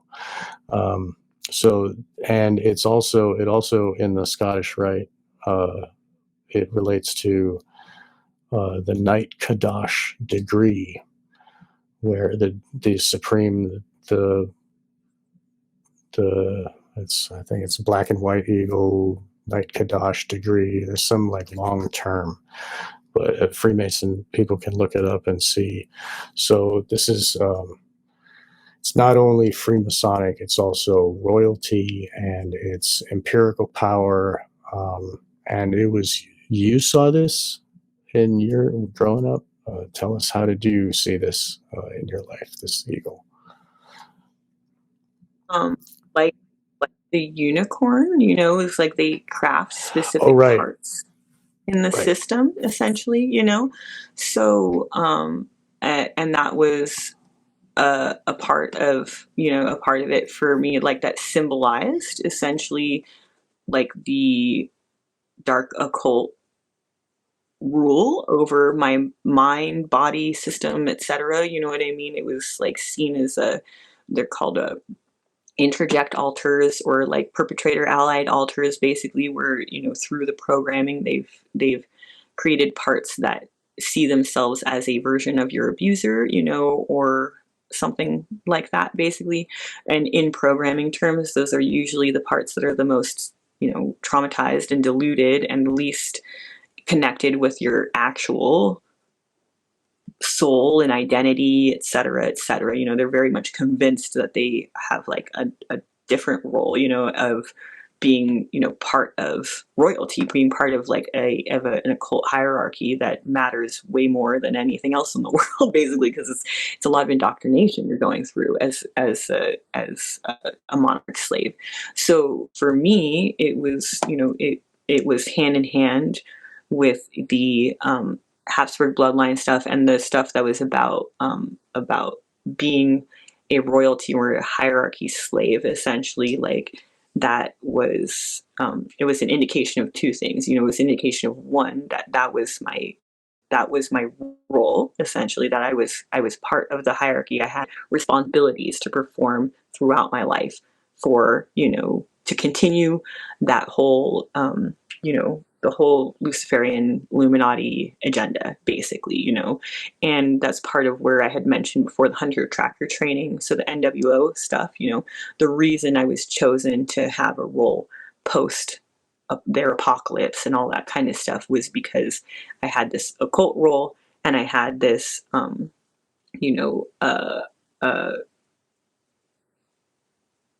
level of programming that they felt ensured that I would perform all the roles throughout my life I was supposed to, like Alice, basically. So a lot of that for me too was double, basically. So it was the double-headed crowned eagle symbolizing like their ownership and power over me, basically, and in the system, like internally in the physical world, but also internally on your soul and your mind and your will, essentially. But it was also like many survivors talk about split brain programming, essentially, that if you've been used for really intense, blackmail, operational type, all this kind of stuff where they really want these amnesic barriers there, like I've been talking with the brain state programming and stuff, is they do in programming rooms, sometimes with the use of electronics or harmonics, electroshock, a lot of different things, drugging, basically, to essentially create a somewhat literal split in your hemispheres in your brain, basically, to where there's a definite, like, they're usually encoding all of the occult hierarchy parts into your right brain, essentially, like where things are more subconscious, more intuitive and stuff like that, and they're encoding your day-to-day stuff more in your left brain, essentially.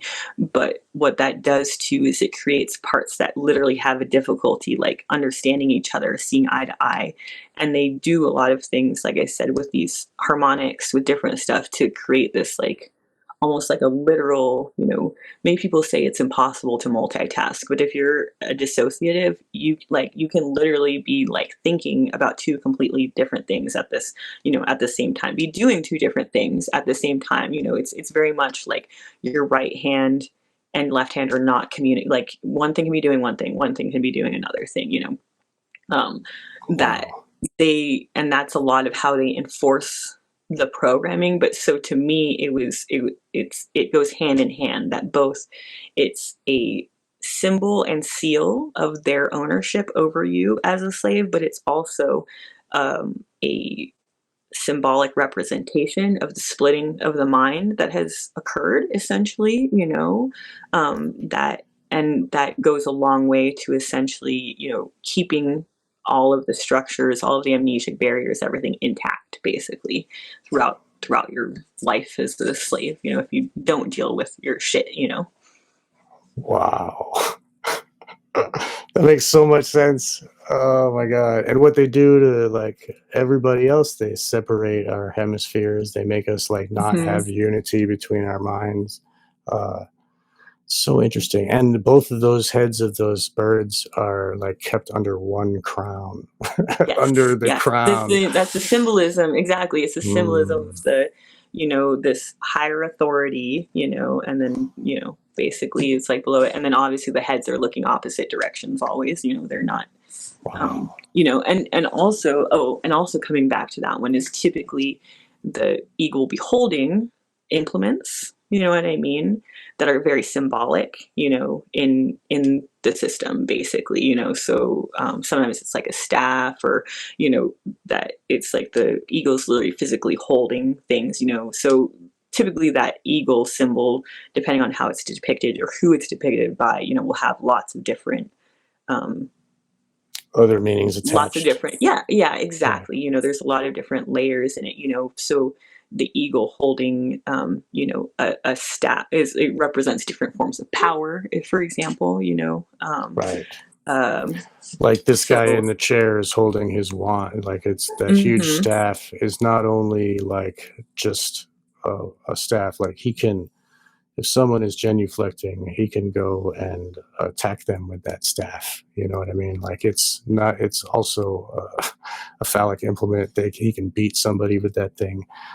It's a wand. It's like it's like a magical tool. It's like an occult magic tool. So him there is holding a staff like under the eagle, the double-headed eagle, like maybe that Kubrick is showing us something there. But this is so incredibly interesting. Wow. Powers behind the things that we see on the front, I think, is what I would be seeing there, because like that would be my first hunch, is that the purple usually indicates royalty, right? But the person in the purple robe is standing next to the throne, almost like in a subservient position to the true authority, which is this dark occult shit, Yes. Wow. Thank you for this. This is great. A good conversation. It's validating for me too, with the shit that I went through, because like I said, there's many things in this movie that I obviously did not remember. I haven't seen it in a while and everything, and just in my own healing, there's a lot of things I'm like, oh shit, like I didn't realize that there's a lot in there that I hadn't remembered, Yeah, and there's a lot like he talks about, like here in his magic, when he's doing his magic spell on her, he's asking her if she's ever read Ovid on the art of love. So Ovid wrote 2 books. One of them's Art of Love, and well, it's like that's a 3-book set. But the other famous one that he did was Metamorphosis, right? So there's that whole thing of the butterfly, and then Helena is shown with the butterfly wings, and then there's another.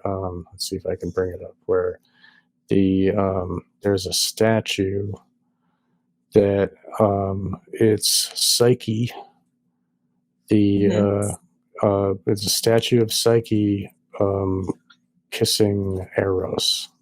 And Psyche was given butterfly wings. And she was also in a ancient book called Metamorphosis, written by a different author. So like this metamorphosis comes up a lot. And her name is Psyche, so, and literally like, you know, it's like indicating it's like the mind, you know. Right. And like Psyche was transformed into a goddess. So much like how the ritual turned you into a goddess, right? There's a lot to it. And Nightingale, like the Nightingale relates to one of the stories in Ovid's Metamorphosis. The story. I'm not familiar with that one. There's a story called here. Let's share this picture. So Nightingale is even in Shakespeare. It's like Ovid was hugely influential for artists, and the entire book Metamorphosis, all the stories are about transformation from one thing to another, like people turning into animals or whatever. It's like myths, and one of them was oh God, what was her name? Philomena, who was abused, raped, and almost died. And the guy that raped her didn't want her to tell anyone, so he cut off her hands and cut out her tongue. And her sister. What's that? Go ahead. Is that in a Shakespeare play too? Yes. Titus Andronicus. Right. So Shakespeare used that same story again. So like this story is ancient story, and the woman was able to loom a picture of her abuse by Tereus, the guy that abused her. And her sister is married to the guy who abused her. And like, so then her sister kills the child that they have together and then feeds it to Tereus. And Tereus gets angry and he tries to kill both these women, and they pray to be turned into birds. And the young lady, the original victim, Philomena, is turned into a nightingale. And she was kept quiet her whole life, or not her whole life, but after, because she had no tongue and whatever. But now, as a bird, she sings all night, and they sing at night, and then they sing their most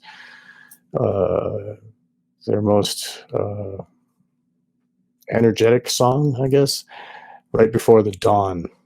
And it, Christians related it to, like, but anyway, I don't talk about that. But basically, the nightingale, if any artist, the slave. Well, if an artist mentions nightingale in their story, they're referring to the sorrowful lament and the abuse and torture and sexual nature of abuse of the maiden, right? So that is included in this. But it was also included in the original book that Shakespeare pulled from for this movie, Traum Novelle by Arthur Schnitzler. And so he called that character, the same character, Nightingale, the guy who plays the piano. And he plays his most important song right before dawn, right at the ritual, and Kubrick emphasizes Nightingale, Nightingale. He says it many times like that to make us remember, so I think Kubrick is emphasizing the nightingale. And then he brings up Ovid, and the nightingale story is in the Ovid book of Metamorphosis, which is about the butterflies, like the transformation of a caterpillar to a butterfly relates to the Monarch programming and turning a normal child into this perfect slave for the elite, that they value much more than a regular child. It's this wonderful, magical thing that they can rape and abuse, and then it goes back home and she wakes up and has breakfast with her mom, and it's just like nothing ever happened. Like what you were saying, you're brought home after your evening, and then you're given back to your normal life again, and you're not able to speak out what happened to you, just like Philomena is not able to say what happened. It took you years to discover your memories again, because of the abuse and the way that it has changed your mind. Changed your mind, like literally, and I'm so glad that you're helping, like you're finding ways to repair those schisms that they have done to you, and you and your work. Here, I'll take the pictures down, and now it's just you and me here. So your work, you are working to help others like yourself to discover what and how, why it's doing what it's doing. You have a YouTube channel, Desert Dakini, and you have many videos now at this point where you're helping to show the structure, the internal structure, and talk about the terms and really reveal to people, give people the nuts and bolts of how they can help to get a handle on this. That's, if it is happening to them, you tell me about it. Instead of me describing, please tell us about your channel and your mission that you're trying to accomplish. Yeah. I mean, real quick on Nightingale, Oh yeah, please. Thank you for that, because it felt incredibly I just want to say it just felt incredibly symbolic, and what you're saying is what, and part of why I have my channel, is it's hard to describe to people when you've gone through this level of abuse, that looking back on my life, what feels like one of the things that's been the most difficult and abusive parts of it is literally what you're saying, the inability to vocalize and express the shit that you're going through and to be able to ask for help. That's most survivors' journey initially, is literally just getting to a place of acknowledging the amount of amnesia you have, acknowledging the amount of PTSD symptoms you have, acknowledging the ways your life is very manufactured or controlled or stuff like that. It's really difficult, and it's part of why it's such a mindfuck for us, too, is to see the level of dissociation and to just be, it's hard for me to describe to people that this is the thing that is the most disempowering, is the fact that I was, horribly depressed or suicidal or so many things throughout my life, and this is how I lived.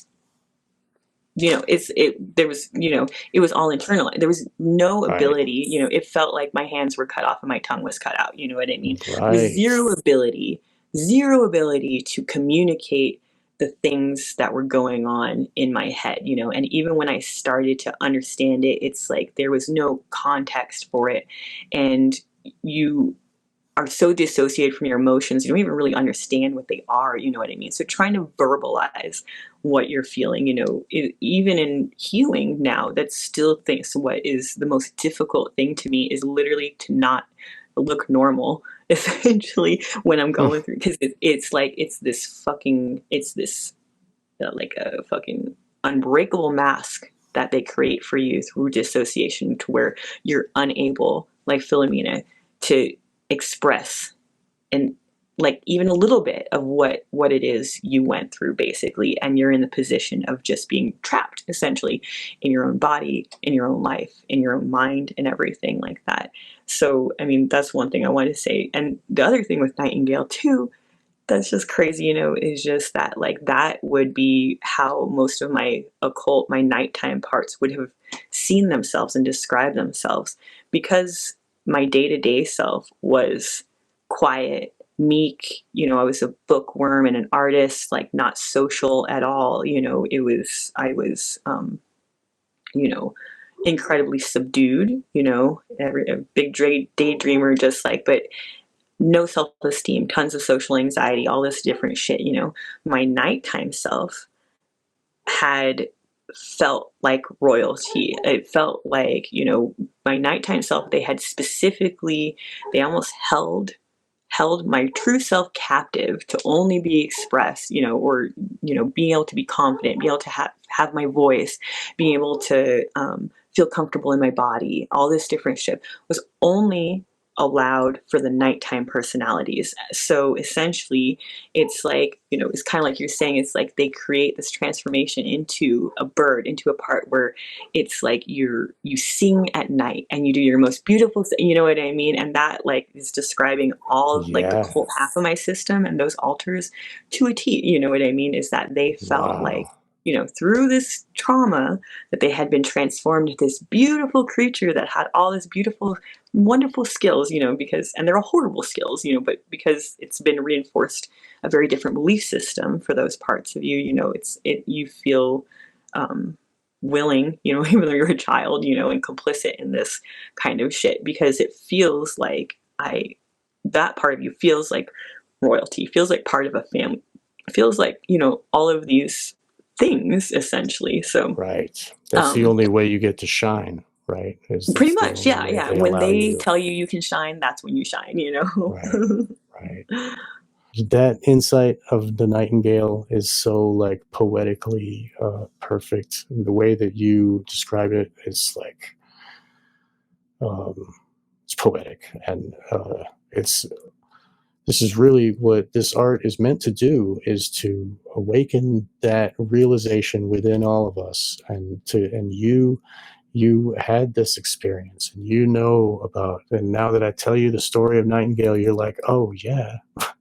And it like relates perfectly, and it makes total sense to you. And this is why Kubrick is using these symbols and tools, because the full message that is being put on display and given to us is what you have described to us here. It's not just some Hollywood movie about a couple, you know what I mean? And the way that he put it together, it's still a viable movie that can be played in a Hollywood theater, and they can still make all their money on this, and they can still trade their stocks and whatever. What's that? Celebrities. Right. And those celebrities, and we know about how Hollywood is a bunch of hookers, really. They are used as like, if the more you look into it, the more heavy this topic really gets, and the levels they're either psychopaths or like me, basically. Yeah, all the people involved, right? Yeah. And it's a hierarchical structure, and like we could go on and on, and this is like this is like a little peek into the keyhole of reality. And thank you so much for helping us to relate what we already know. I mean, I've seen this movie so much, it's in my head, like I can picture every scene, like.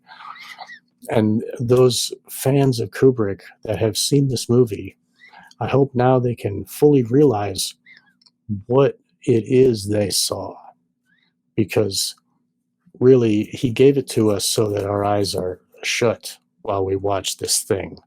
And it's even in the name, it's like it's a tongue-in-cheek, like this is, you're looking at it but you don't see it. You, Carrie, Survivor. actually, most people don't want to see it. Yeah, right. Because it's fucked up. Yeah. And I like, Nathan Reynolds, a fellow survivor, a friend of yours, and he even says he doesn't watch Hollywood movies anymore because he doesn't want to be triggered, and he doesn't want. I'm like, that's pretty smart. Like, I mean, and if you're gonna watch, annoying to watch shit with me. Oh, really? Because like, yeah. There's so God much bless your subliminal husband. shit. Yeah. Right. That is like, it's like once you see through it, it's just like, what the fuck? I'm just like watching one programming script after another, like, you know? That's what it's made to do. It's so like, I'm so glad that we are all recognizing the truth from our own levels and stages, and all the listeners listening, they have all recognized this truth as well, and your voice corroborates this truth. And my whatever, I mean, everybody has in their own life can see the truth. The hierarchy is it's demonic. I mean, yeah. So this is wonderful, like how that you could share with my show. And you yourself, you have your own show, and on YouTube, it's for everybody to find. It's very easy to find on YouTube, and your content isn't so dicey that it will get removed all the time. Like, you're talking about something specific, and you're talking about the nuts and bolts of the programming and how someone like yourself can get a handle on their self. Is that right? Um, I I do tell people for sure that like I'm gonna bring up very triggering shit, you know, on the regs, especially on including on my channel, you know, because it's what, you know, it's the whole reason we're dealing with DID or DDoS, or, you know, or what my channel focuses on is learning how to um, heal your internal system, your different manage your different trauma parts, you know, deal with flashbacks, deal with PTSD symptoms, you know, deal with all of this stuff.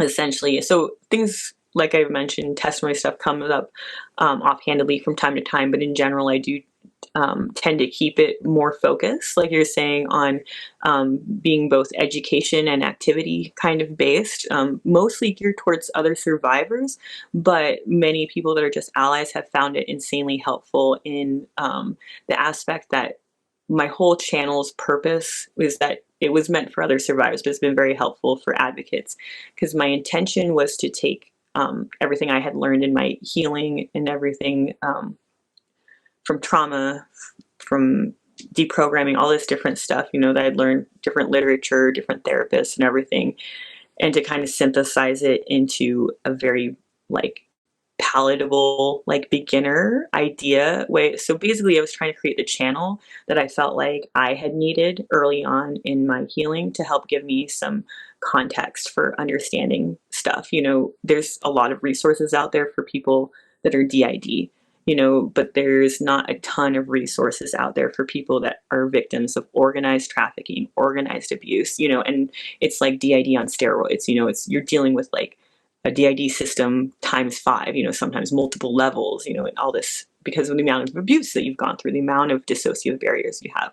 So in early on in healing, it's incredibly difficult, you know, both survivors and advocates learning about this to conceptualize what dissociation looks like, how, you know, it's a developmental issue, you know, so it's kind of fish in the water type thing because your brain developed that way. So it goes a long way early on in healing when you're at the point in your life where you're dealing with flashbacks, dealing with PTSD symptoms, to have like a very simple way of understanding what happened to your brain, basically, you know, how trauma creates these dissociative barriers, these dissociative splits, and then how those can be later taken advantage of by, you know, abusers, you know, and very intentional things created within your mind to keep you in a mental prison, basically.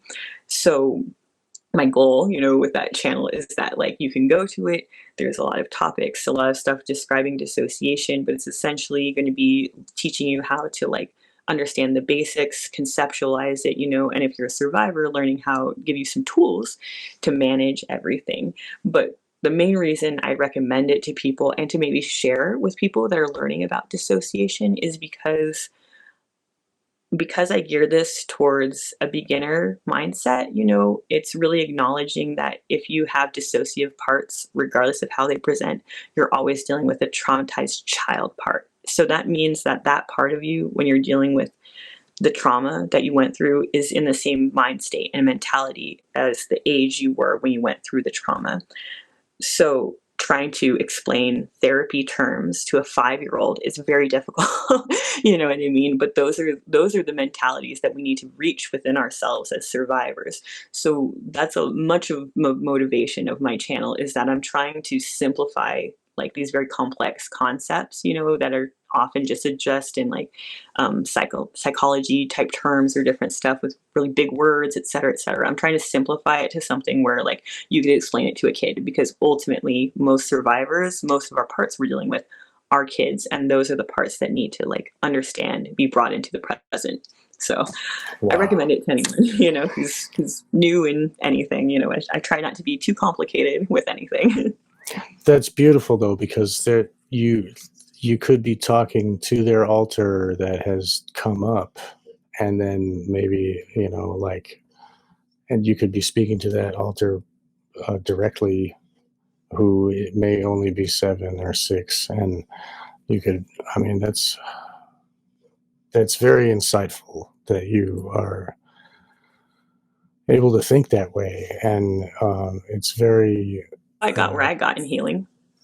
yeah, Learning to communicate with all the different parts is the only way I was able to deal with the flashbacks, deal with the amnesia, deal with the different parts and heal them, as opposed to like acting on, you know, the different things they'd been trained on, you know, later on in healing, especially if you're dealing with suicide programming and stuff, that like it takes, you know, that is why that is my channel, is because that's the only reason I'm here alive today, is because it was a lot of hard work of learning how to communicate, you know what I mean, with so many different parts of yourself that don't see eye to eye, don't have the same experiences, don't, you know, are sometimes cult allied and perpetrator allied. Like, you have to learn how to communicate with those parts, or they're just going to continue to wreak havoc in your life and increase your dissociative barriers and the likelihood that you can continue to be abused, basically. Wow.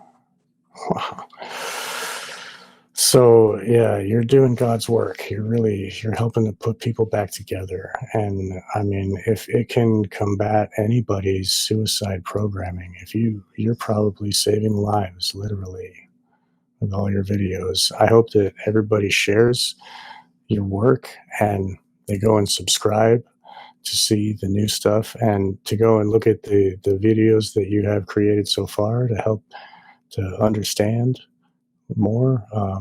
Do you also repost the shows you did with Emma, so that people can learn more from the other work that you've been on my show multiple times. You've been on the Imagination podcast with Emma Catherine, met multiple times, and people can get a more full idea of your story if they want to look further, right?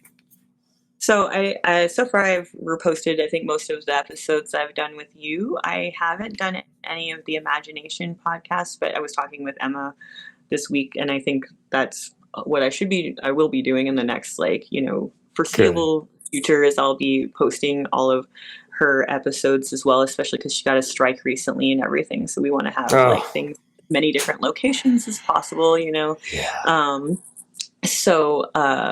So yeah, so I'm definitely working on that, you know, and good. I just really want to thank you like a lot, because like I said at the beginning of this, like I was excited to have this conversation, but not because you know, it's not because I'm excited to it's not fun. talk about this horrible shit, but mainly, yeah, it's good to talk to you. But mainly because it's like, yeah, but mainly because it's like being having like been learning about, you know, the alternative side of things for many years, you know, it was you know, critical thinking and stuff is very important.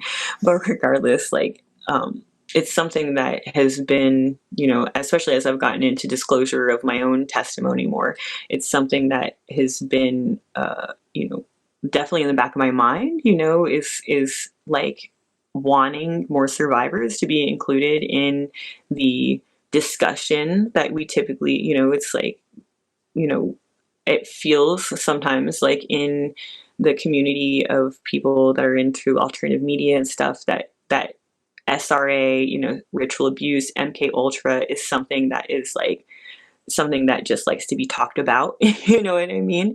And it's just because it's it's like something a that's horror movie, fascinating. like Yeah, oh yeah, yeah, yeah. Like, but it's like, you know, it's a very real thing, you know, and it's more than the very like surface level Hollywood shit that gets people intrigued. You know what I mean? It's a very right, fucked up.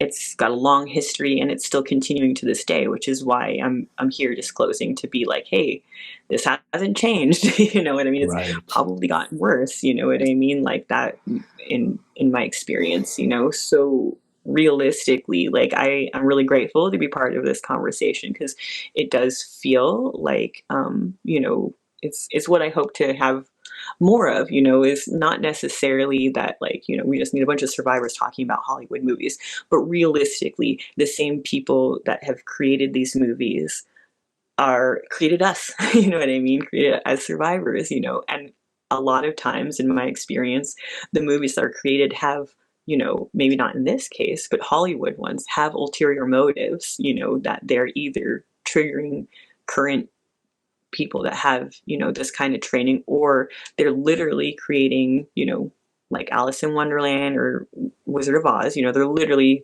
manufacturing programming scripts and the sets and everything they need to go along with it to literally mind control, you know, some victims basically, you know, and so I mean I very think well it, said. like to me this conversation feels like groundbreaking, you know what I mean, to where it's like it feels like what I would hope, you know, that like more, you know, more of this would come out in the future, you know, to where survivors can like, you know, help just the general public to understand the reality of things, you know, and but then also in this case to understand that, you know, there probably were people, there have been people for decades, you know what I mean, that have been trying to kind of like expose what they can when it comes to this. And I do feel like, you know, that is what my gut tells me about this film, you know, and why it does feel like it needs to be acknowledged as more than just a film, you know what I mean? It's like it does to me feel like part of the disclosure that eventually everyone will Right. understand.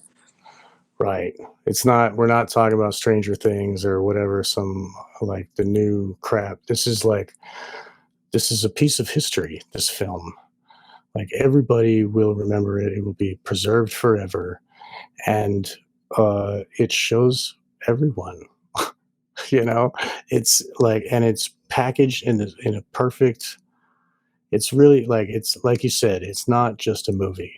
It's like a time capsule that people in the future, when the reality of your life and others like you becomes known, they will go back and see, holy crap, like even Lolita in the 60s or whatever, Kubrick was trying to tell us, you know, and the word Lolita itself became a thing, you know, it's like a type of porn is Lolita porn, because it framed in our heads the reality of like, oh, when I think of hot young underage girl, the word that comes to mind is Lolita.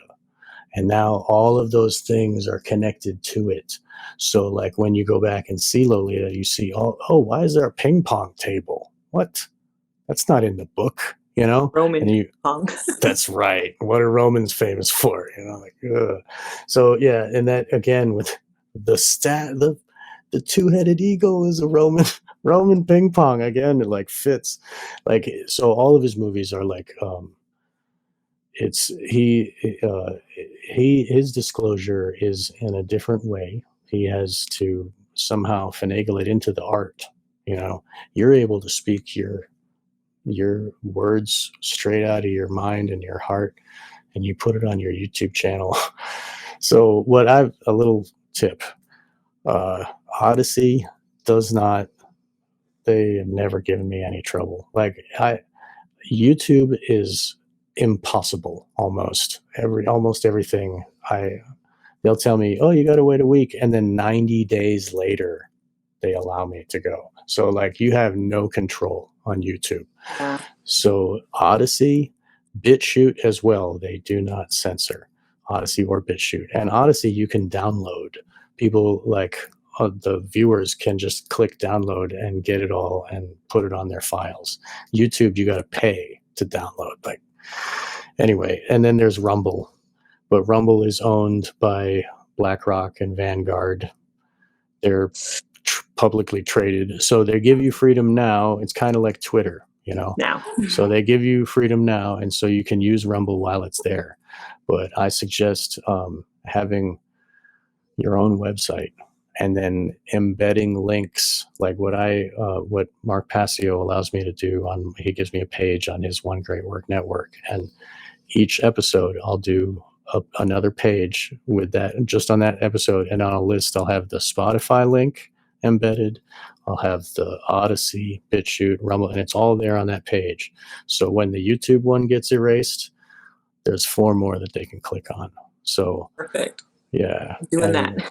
Do that. Yeah, tell Emma that too. Yeah, because YouTube, don't put all our eggs in that basket. It's great to get all the viewers and to get the popularity, and then once she gets erased, all of those followers are going to be gone. She needs to have a email list so that when she does get erased, she can email them and say, "Hey, find me here," you know, and like, this is my new thing every week. You should do the same too. Email is a direct. All the things to learn from you and Mark. Yes, we will definitely talk to you and help you. Yeah, because we care, and it's about changing the reality of this world. We need to if stop everybody. The cycle. That's right, exactly, and every little bit counts, and every time that you can sing your bird song with your conscious mind and heart at the helm, not like sunken in the dark place while your body goes and does something else. Like, you have control of it, and let's rejoice that, and let's celebrate your voice, and hopefully everybody's ears can hear it. You know, God bless you. I'm glad you're here. Having me, this has been, very, very healing and helpful. So. Oh, wonderful. Well, I love that, and I'm proud to be your friend, and I hope to talk to you again soon. So thank you all listeners, and thank you again, Carrie. Everybody, please visit Desert Dakini on YouTube, and I know that you have other works that you're working on, and we look forward to those as well. And so please, everybody, be on the lookout for Carrie Olaje and keep your ears open for her voice. And thank you all for listening today, and we will see you next time on Wake the Dead.